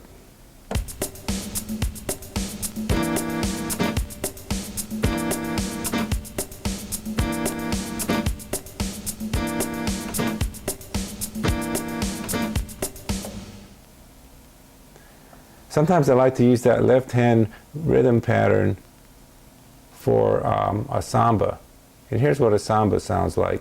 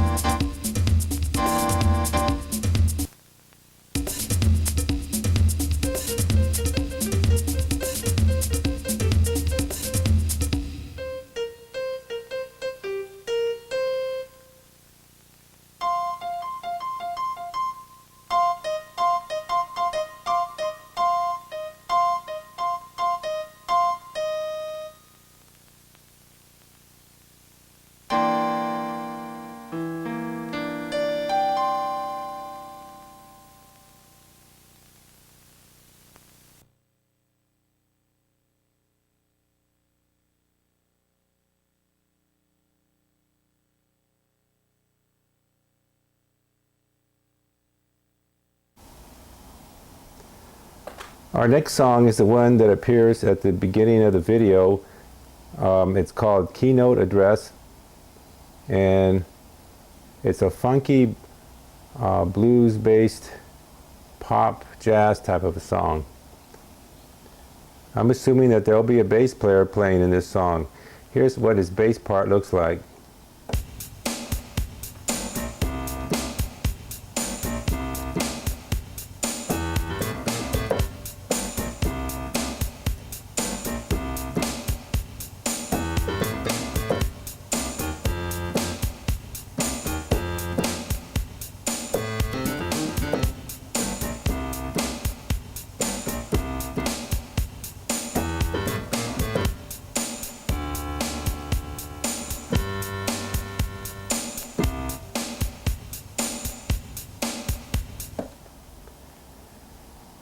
Okay, so the notes are G, B flat, C twice,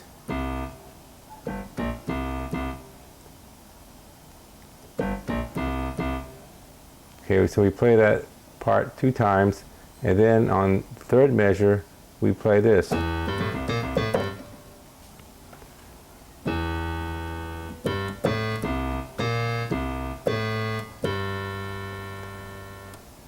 E,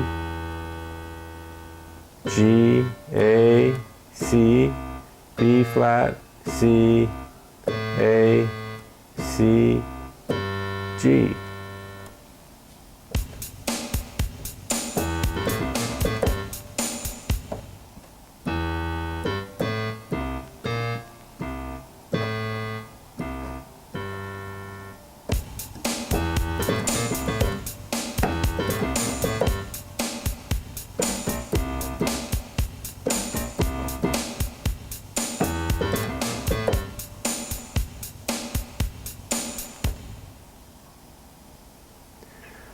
If you notice, the song was written in straight 4/4 time in the key of C. Next, the song moves to the F chord, and the bass run is exactly the same thing, except in the key of F.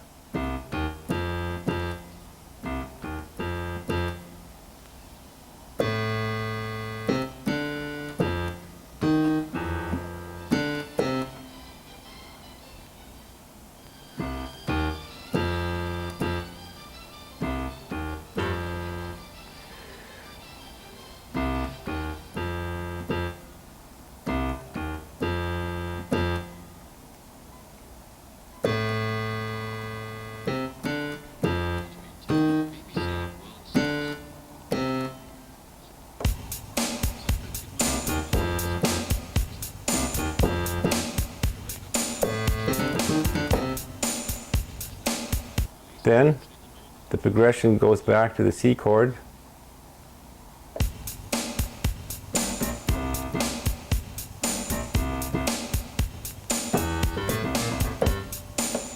Then it goes to D, G, C.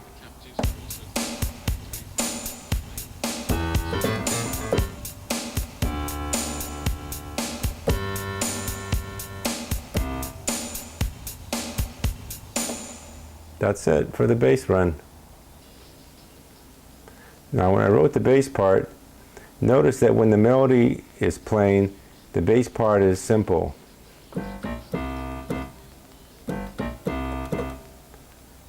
Then, when there's nothing happening with the melody, I play a more busier bass part.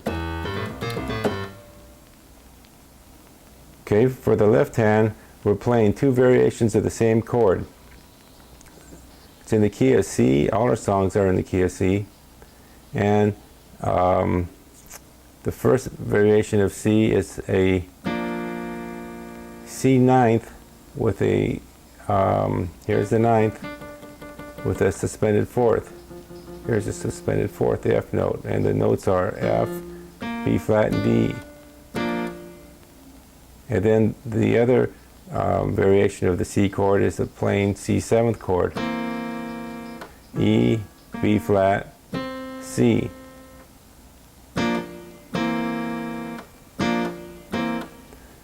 And the way I play that in the song, I play with 8 notes the first 2 times. That's 1 time, 2 times. Then the 3rd time, I sustain the notes and let them ring.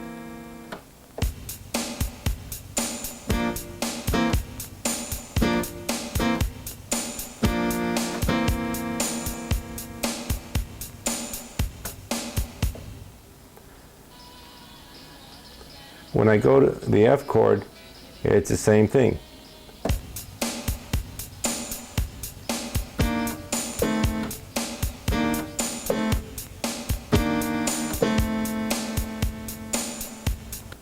The notes for the F chord are E flat, B flat, and D. So F13. And then a plain F7th chord, E flat, A, and C.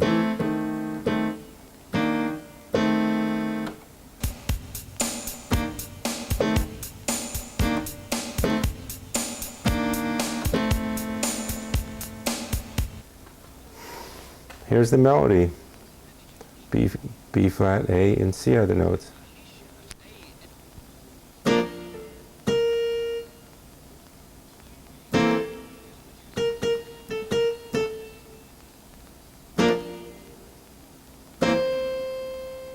Notice that on that final note, this melody note is sustained, and this is not.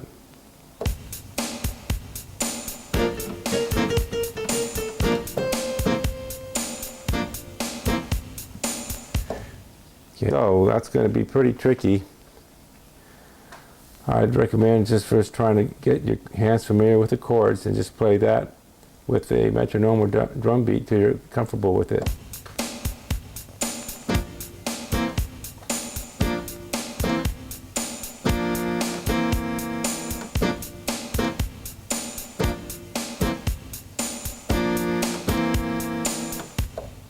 Then add a couple notes.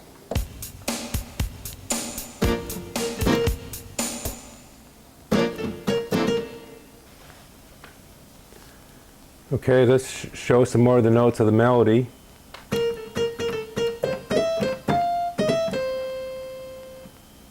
Still on the C chord.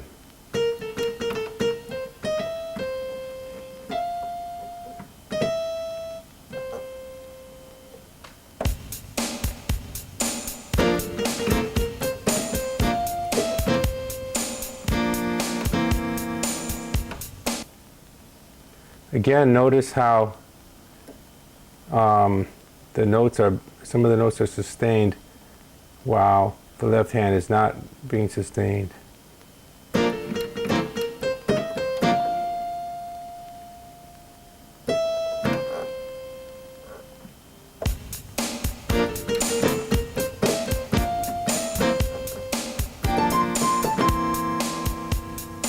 Here's that little filler part.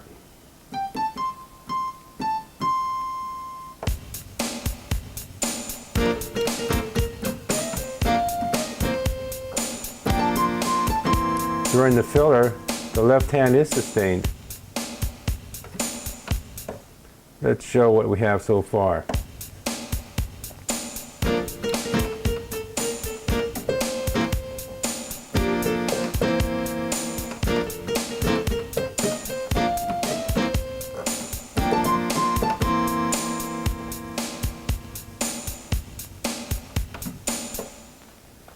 Now, when we go to the 4 chord, the F, here's what we play for the melody.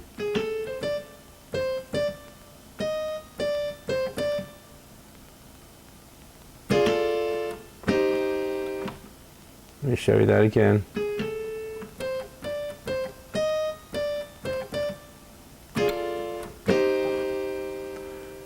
Those last 2 notes are slide off the A flat to the A, and at the same time hit the F and D notes. Then hit an E flat, G, and C.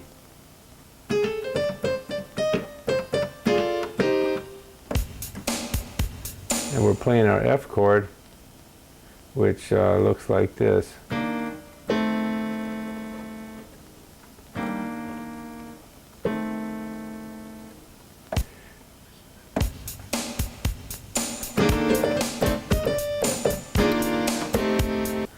Notice the first time I play it, this F chord, I play it as 8 notes. But then, when I play this part, I'm decided to sustain it, so I'm changing from the norm so I can help this sound out.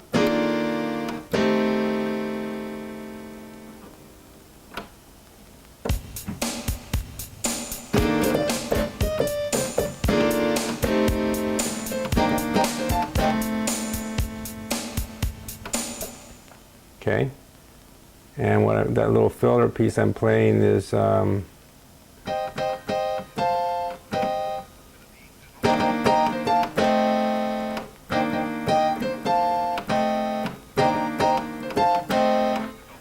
C, E flat, G, and B flat.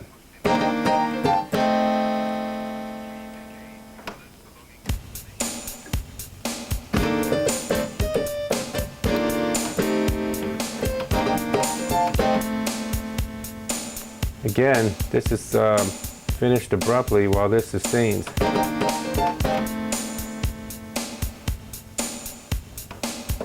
Okay, let's play what we have so far.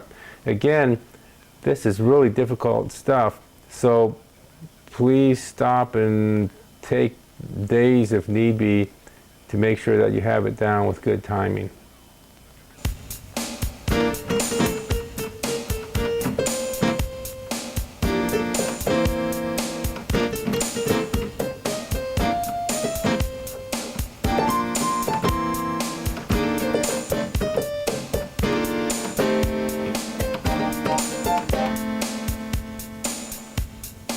Okay, so the way the rest of the melody proceeds is like this.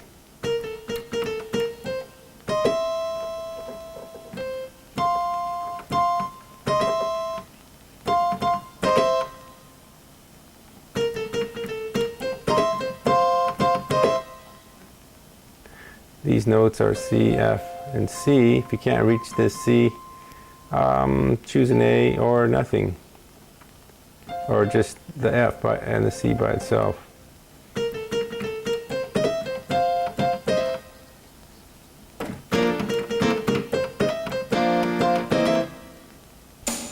Okay. Okay, let's play what we have so far.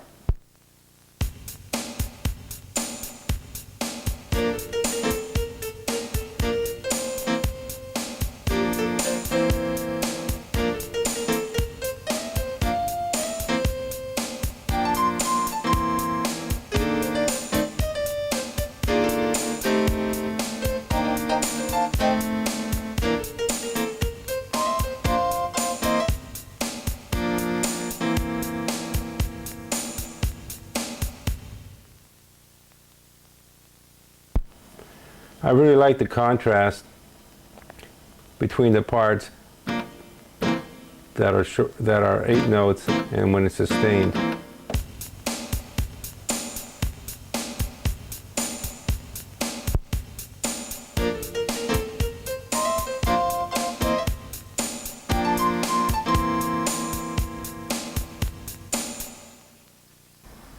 The song is next going to proceed to a 2-5-1 chord progression. You might have heard of that before. 2-5-1 chord progression. Here's the 2. It's a D augmented ninth. It's a F sharp, C and F. Then our old G13. F, B, and E. And the melody is going to look like this. During the D chord, and then during the G chord,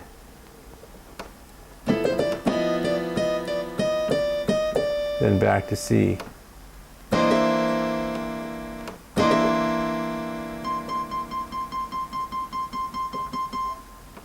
So here's how we play the melody notes.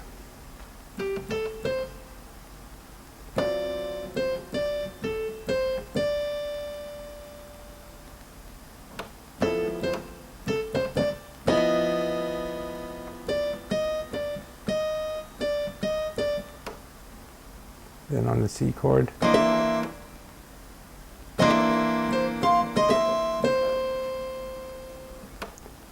I'm sliding off the E flat and hitting the E and the C at the same time.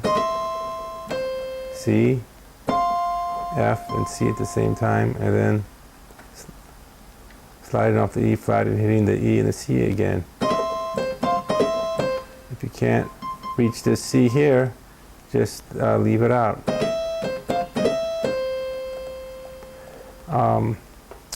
One interesting thing, notice the way the melody ascends in pitch. It gives it a little more intensity.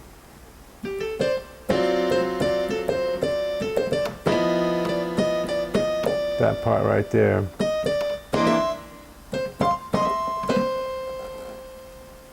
Okay? Now the timing for playing that little melody part is probably the hardest thing in the whole song. You really have to whip it out there.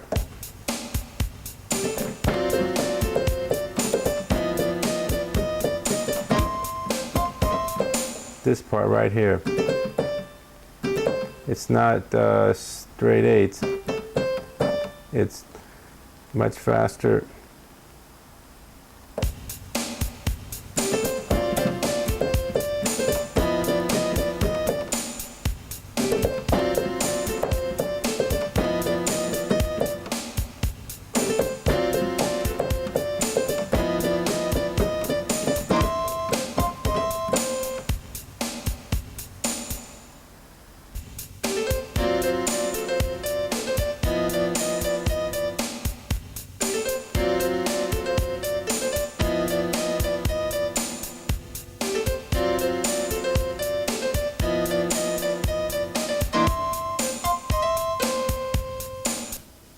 Here's the notes we played during the turnaround. The bass player doesn't play anything. Then we're finishing up with this part right here. Then we play this B flat and F at the same time.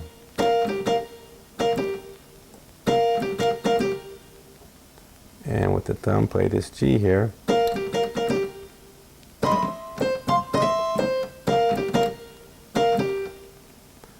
There's almost a little pause. right there. Very short pause.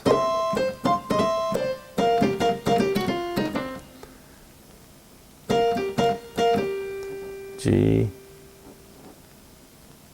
F sharp, F,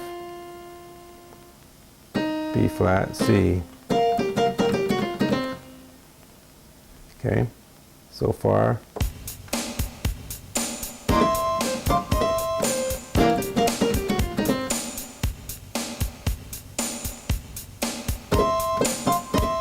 This is the C9 chord.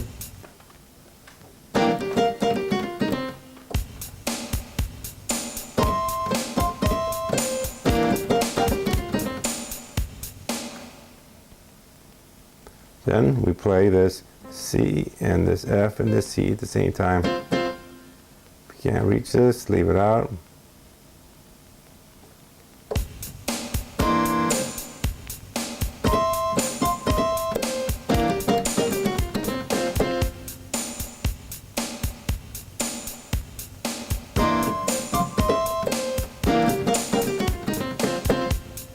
Okay.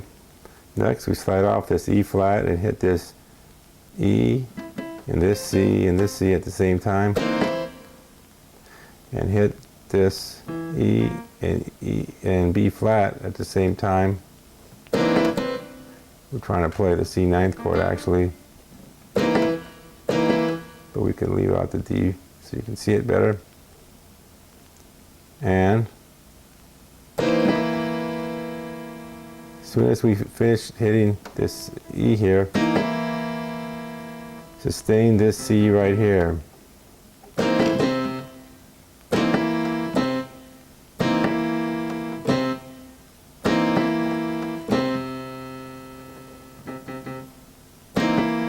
Let's do that a few more times, get that down.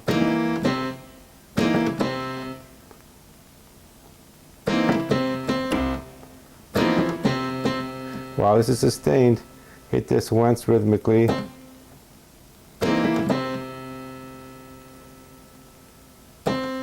And then hit this low C.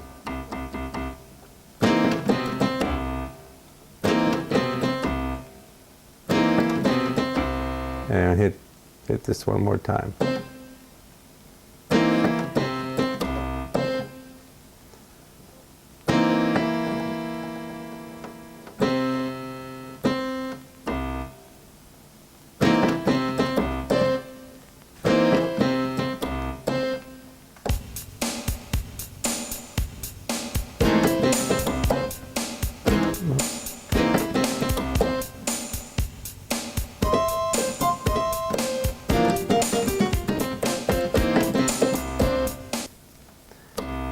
And sustain this low C note for a while until it's time to start playing the melody again.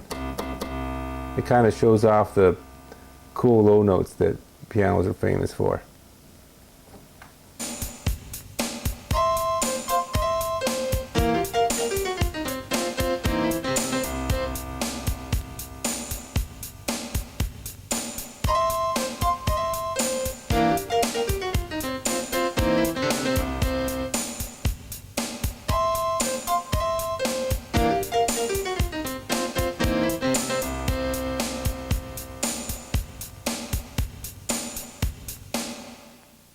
Okay, we finished the first verse.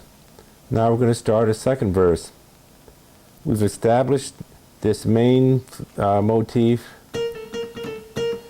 and the second verse will be similar to it with some variations.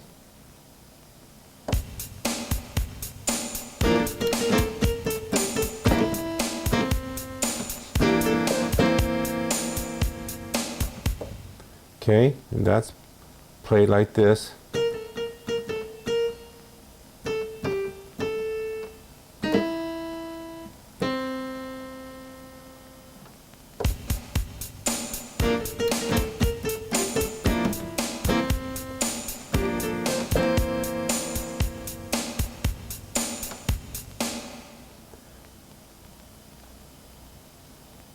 Then on the same chord,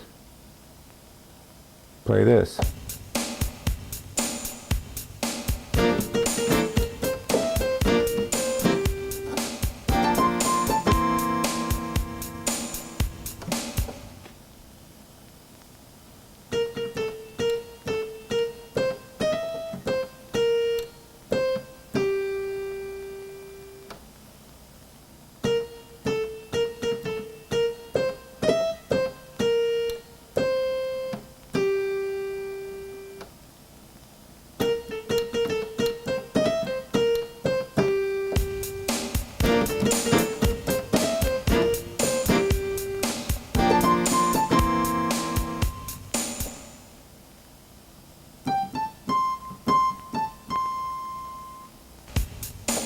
Then, when we change to the 4 chord,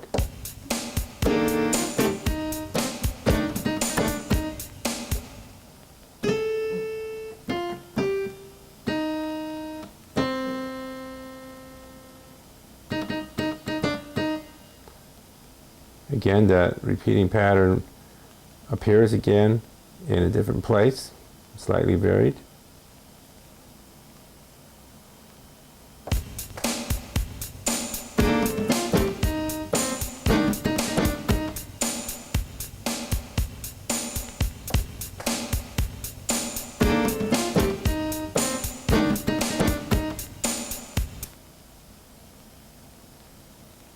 Now back to the 1 chord.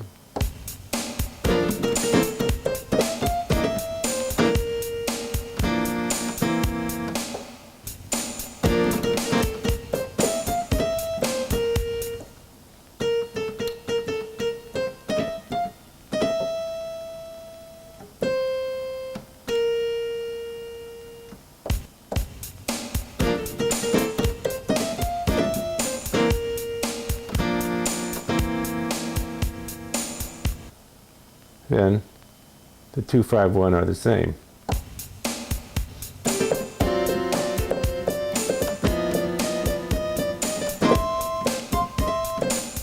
And so is the turnaround. We're going to depart from our theme just for a little bit and improvise a bit.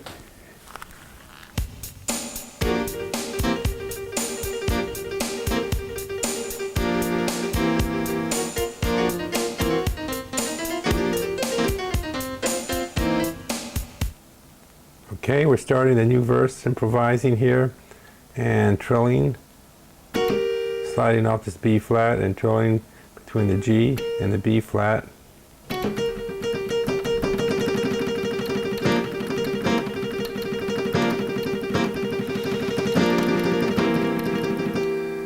Okay, that part's easy.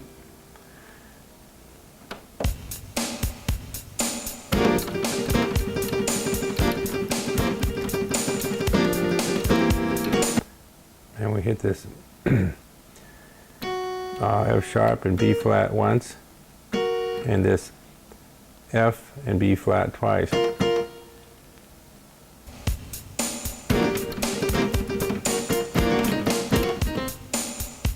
Then we trill the F and the B flat against this F sharp. Slow motion, it looks like this.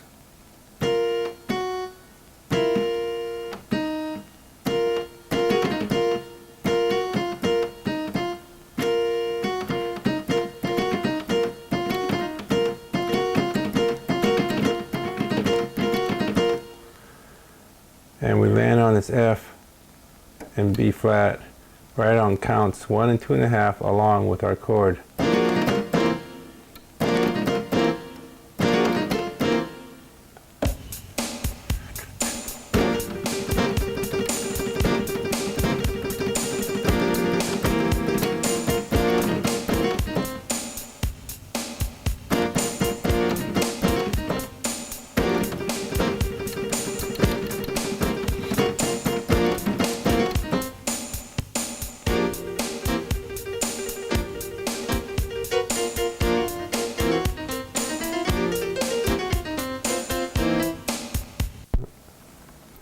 Then we play this lick.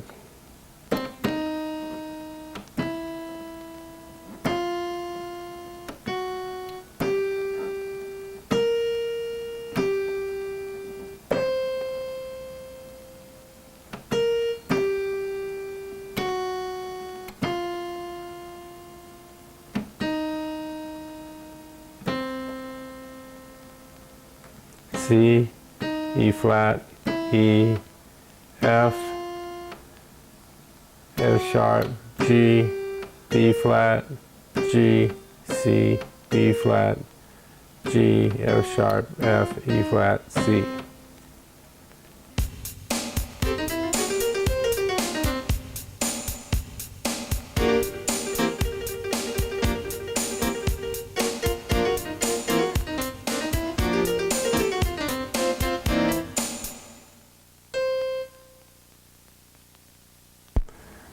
And to help you keep in time, remember that this C lands on the snare drum. And of course this final note lands right on count 1 with the bass drum.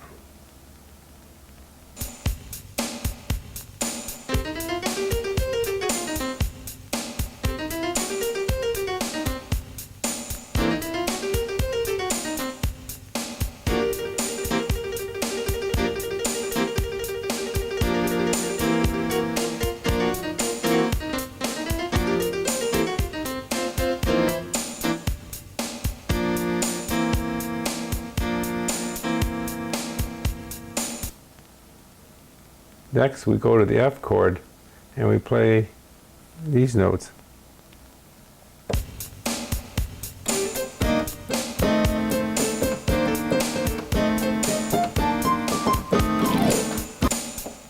Okay, while we're still on the F chord, the melody continues like this.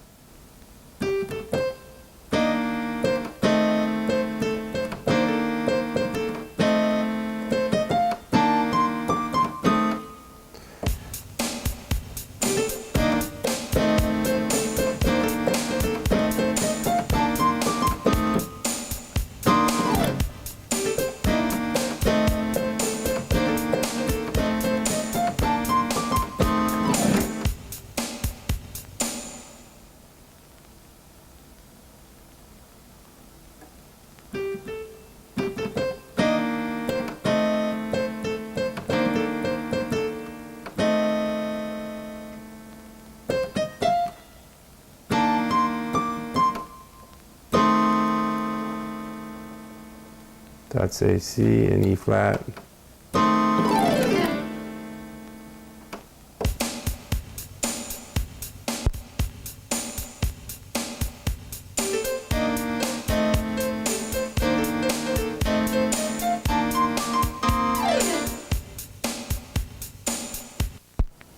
And it sounds okay to sustain this F chord, even though the pattern is to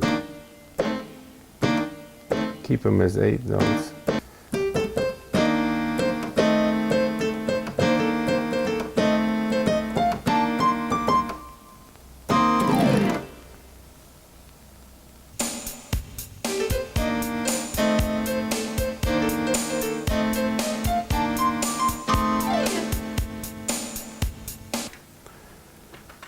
Next we return to the C chord and play this.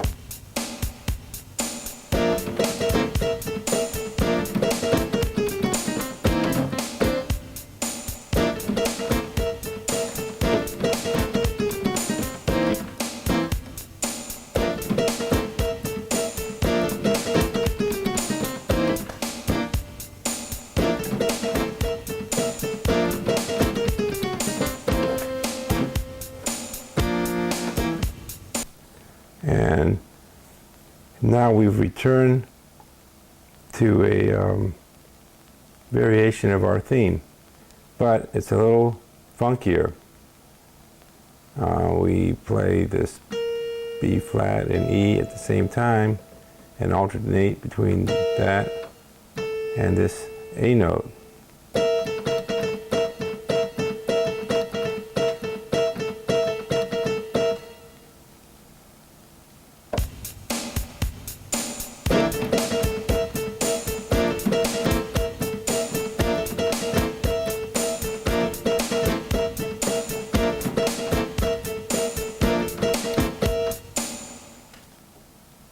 So it's a little spicier than our main motif.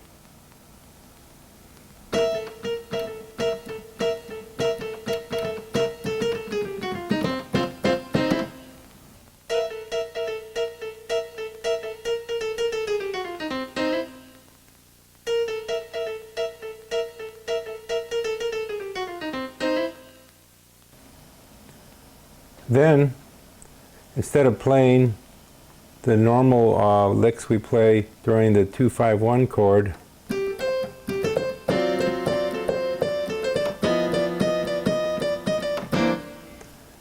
we play something different. Sounds like this.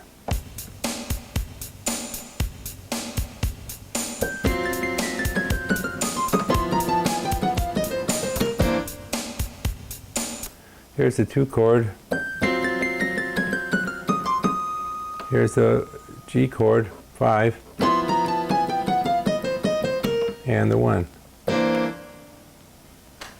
And the notes are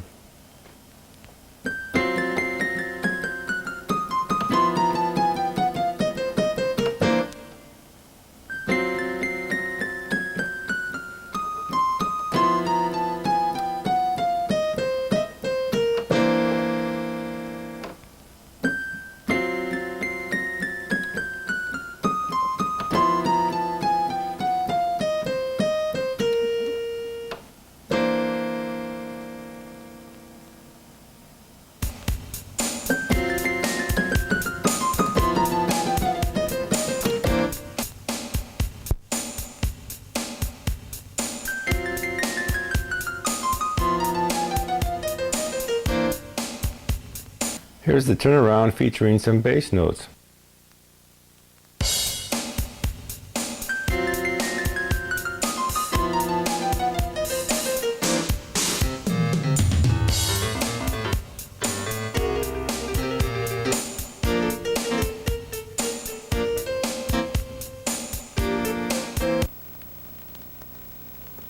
We can see that that's really part of the bass player's bass line, and we were just playing it on the piano as a kind of a musical break.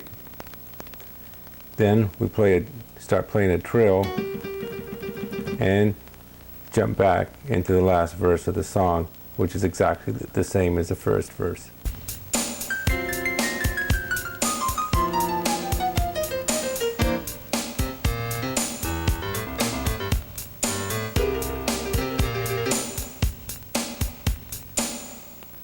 So we play this.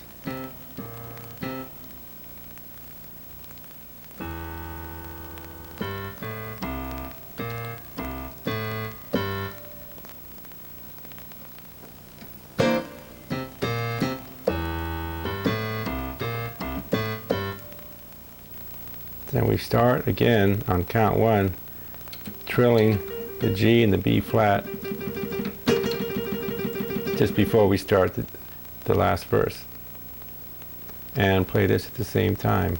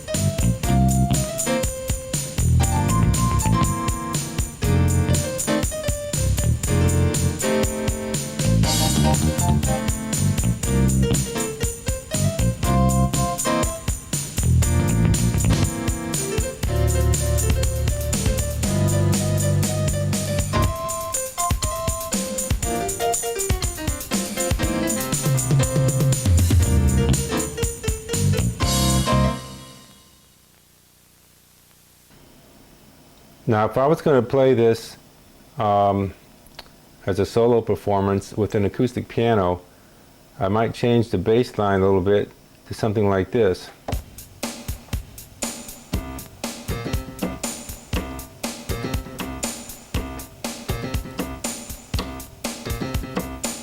That's a bass line we studied in my other video, Modern Blues for Keyboard.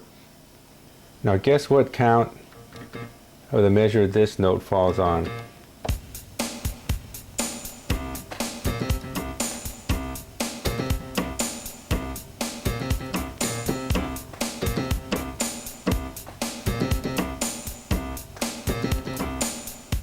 That's right, count 2.5. Now since my left hand accompaniment will be missing, this will give me an upbeat bass note for me to play the melody against.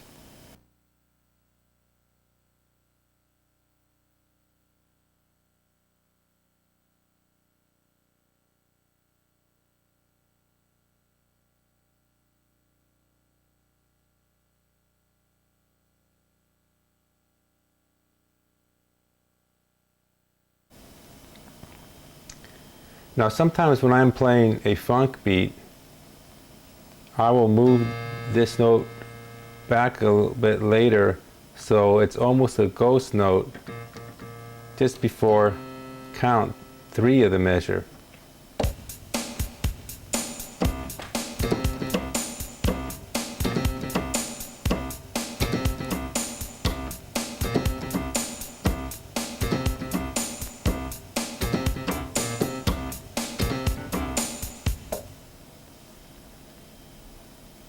So to continue on with my arrangement, it might start sounding like this.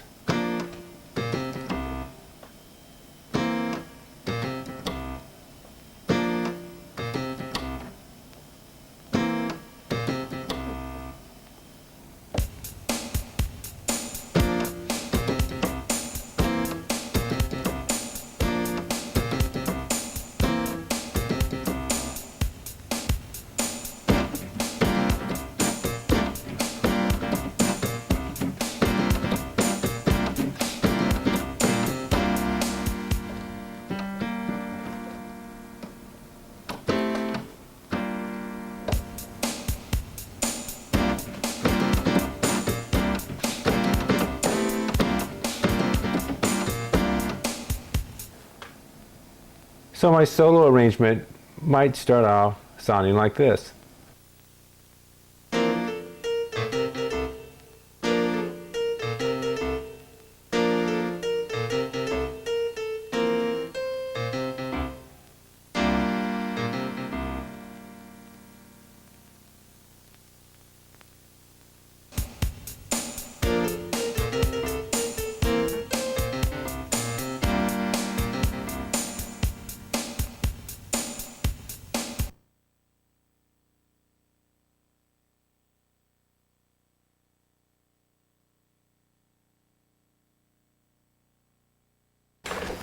To get better, take lessons. Instructional videos don't have the ability to stop you in the middle of a measure and tell you if you're doing something wrong, so a real live teacher can get you started in the right direction. Instructional tapes work best when used as supplements to taking lessons, but where to find a good teacher that you like, that's the challenge. If there is no teacher that plays the type of music that you like, it's still a good idea to take general lessons because the teacher can help you with your fundamentals. Classes at your local junior college are a real bargain. Take both general music theory and classes specific to keyboard. You can also find local musicians who play the type of music that you like and might be willing to share some tips with you. Sometimes great musicians can't explain what they're playing or remember what you heard them play at the last concert, so ask them if you can record them and play the passage back to them that you want to learn.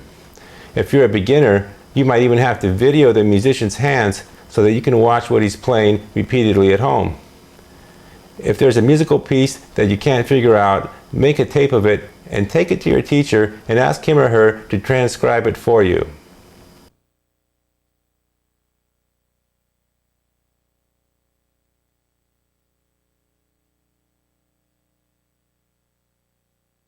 Now this is very effective and easy to do. Make a tape of your playing and listen critically for ways to improve. Listen to see if your timing is correct and your arrangements sound good. Take tapes of your best playing to your teacher and musical friends and ask for constructive criticism. You can also transcribe all types of music. This improves your listening skills and you can learn a lot of new things. Also, you can attend jam sessions and meet other musicians. Finally, you can join a band. If you're a beginner and want to start a band with other beginners, first learn about 10 to 30 songs by yourself. Why? Because the drummer and bass player are following you and depending on you to play the most complicated parts of the songs. They can learn their parts fast and they will otherwise just sit around waiting for you to learn during the group's practice time. Tape your band practice sessions and bring the tape to your teacher for tips on how the whole band can improve. Joining a band helps you learn to work out parts with others.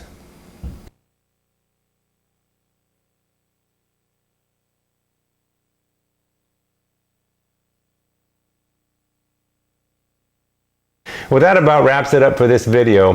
One final thing, when listening to music, get in the habit of analyzing other keyboardists' left hand. Listen to how they create grooves and what techniques they use. If they're not using their left hand, see if other instruments are filling in. Think about how the groove is constructed. That's it. Thanks and good luck.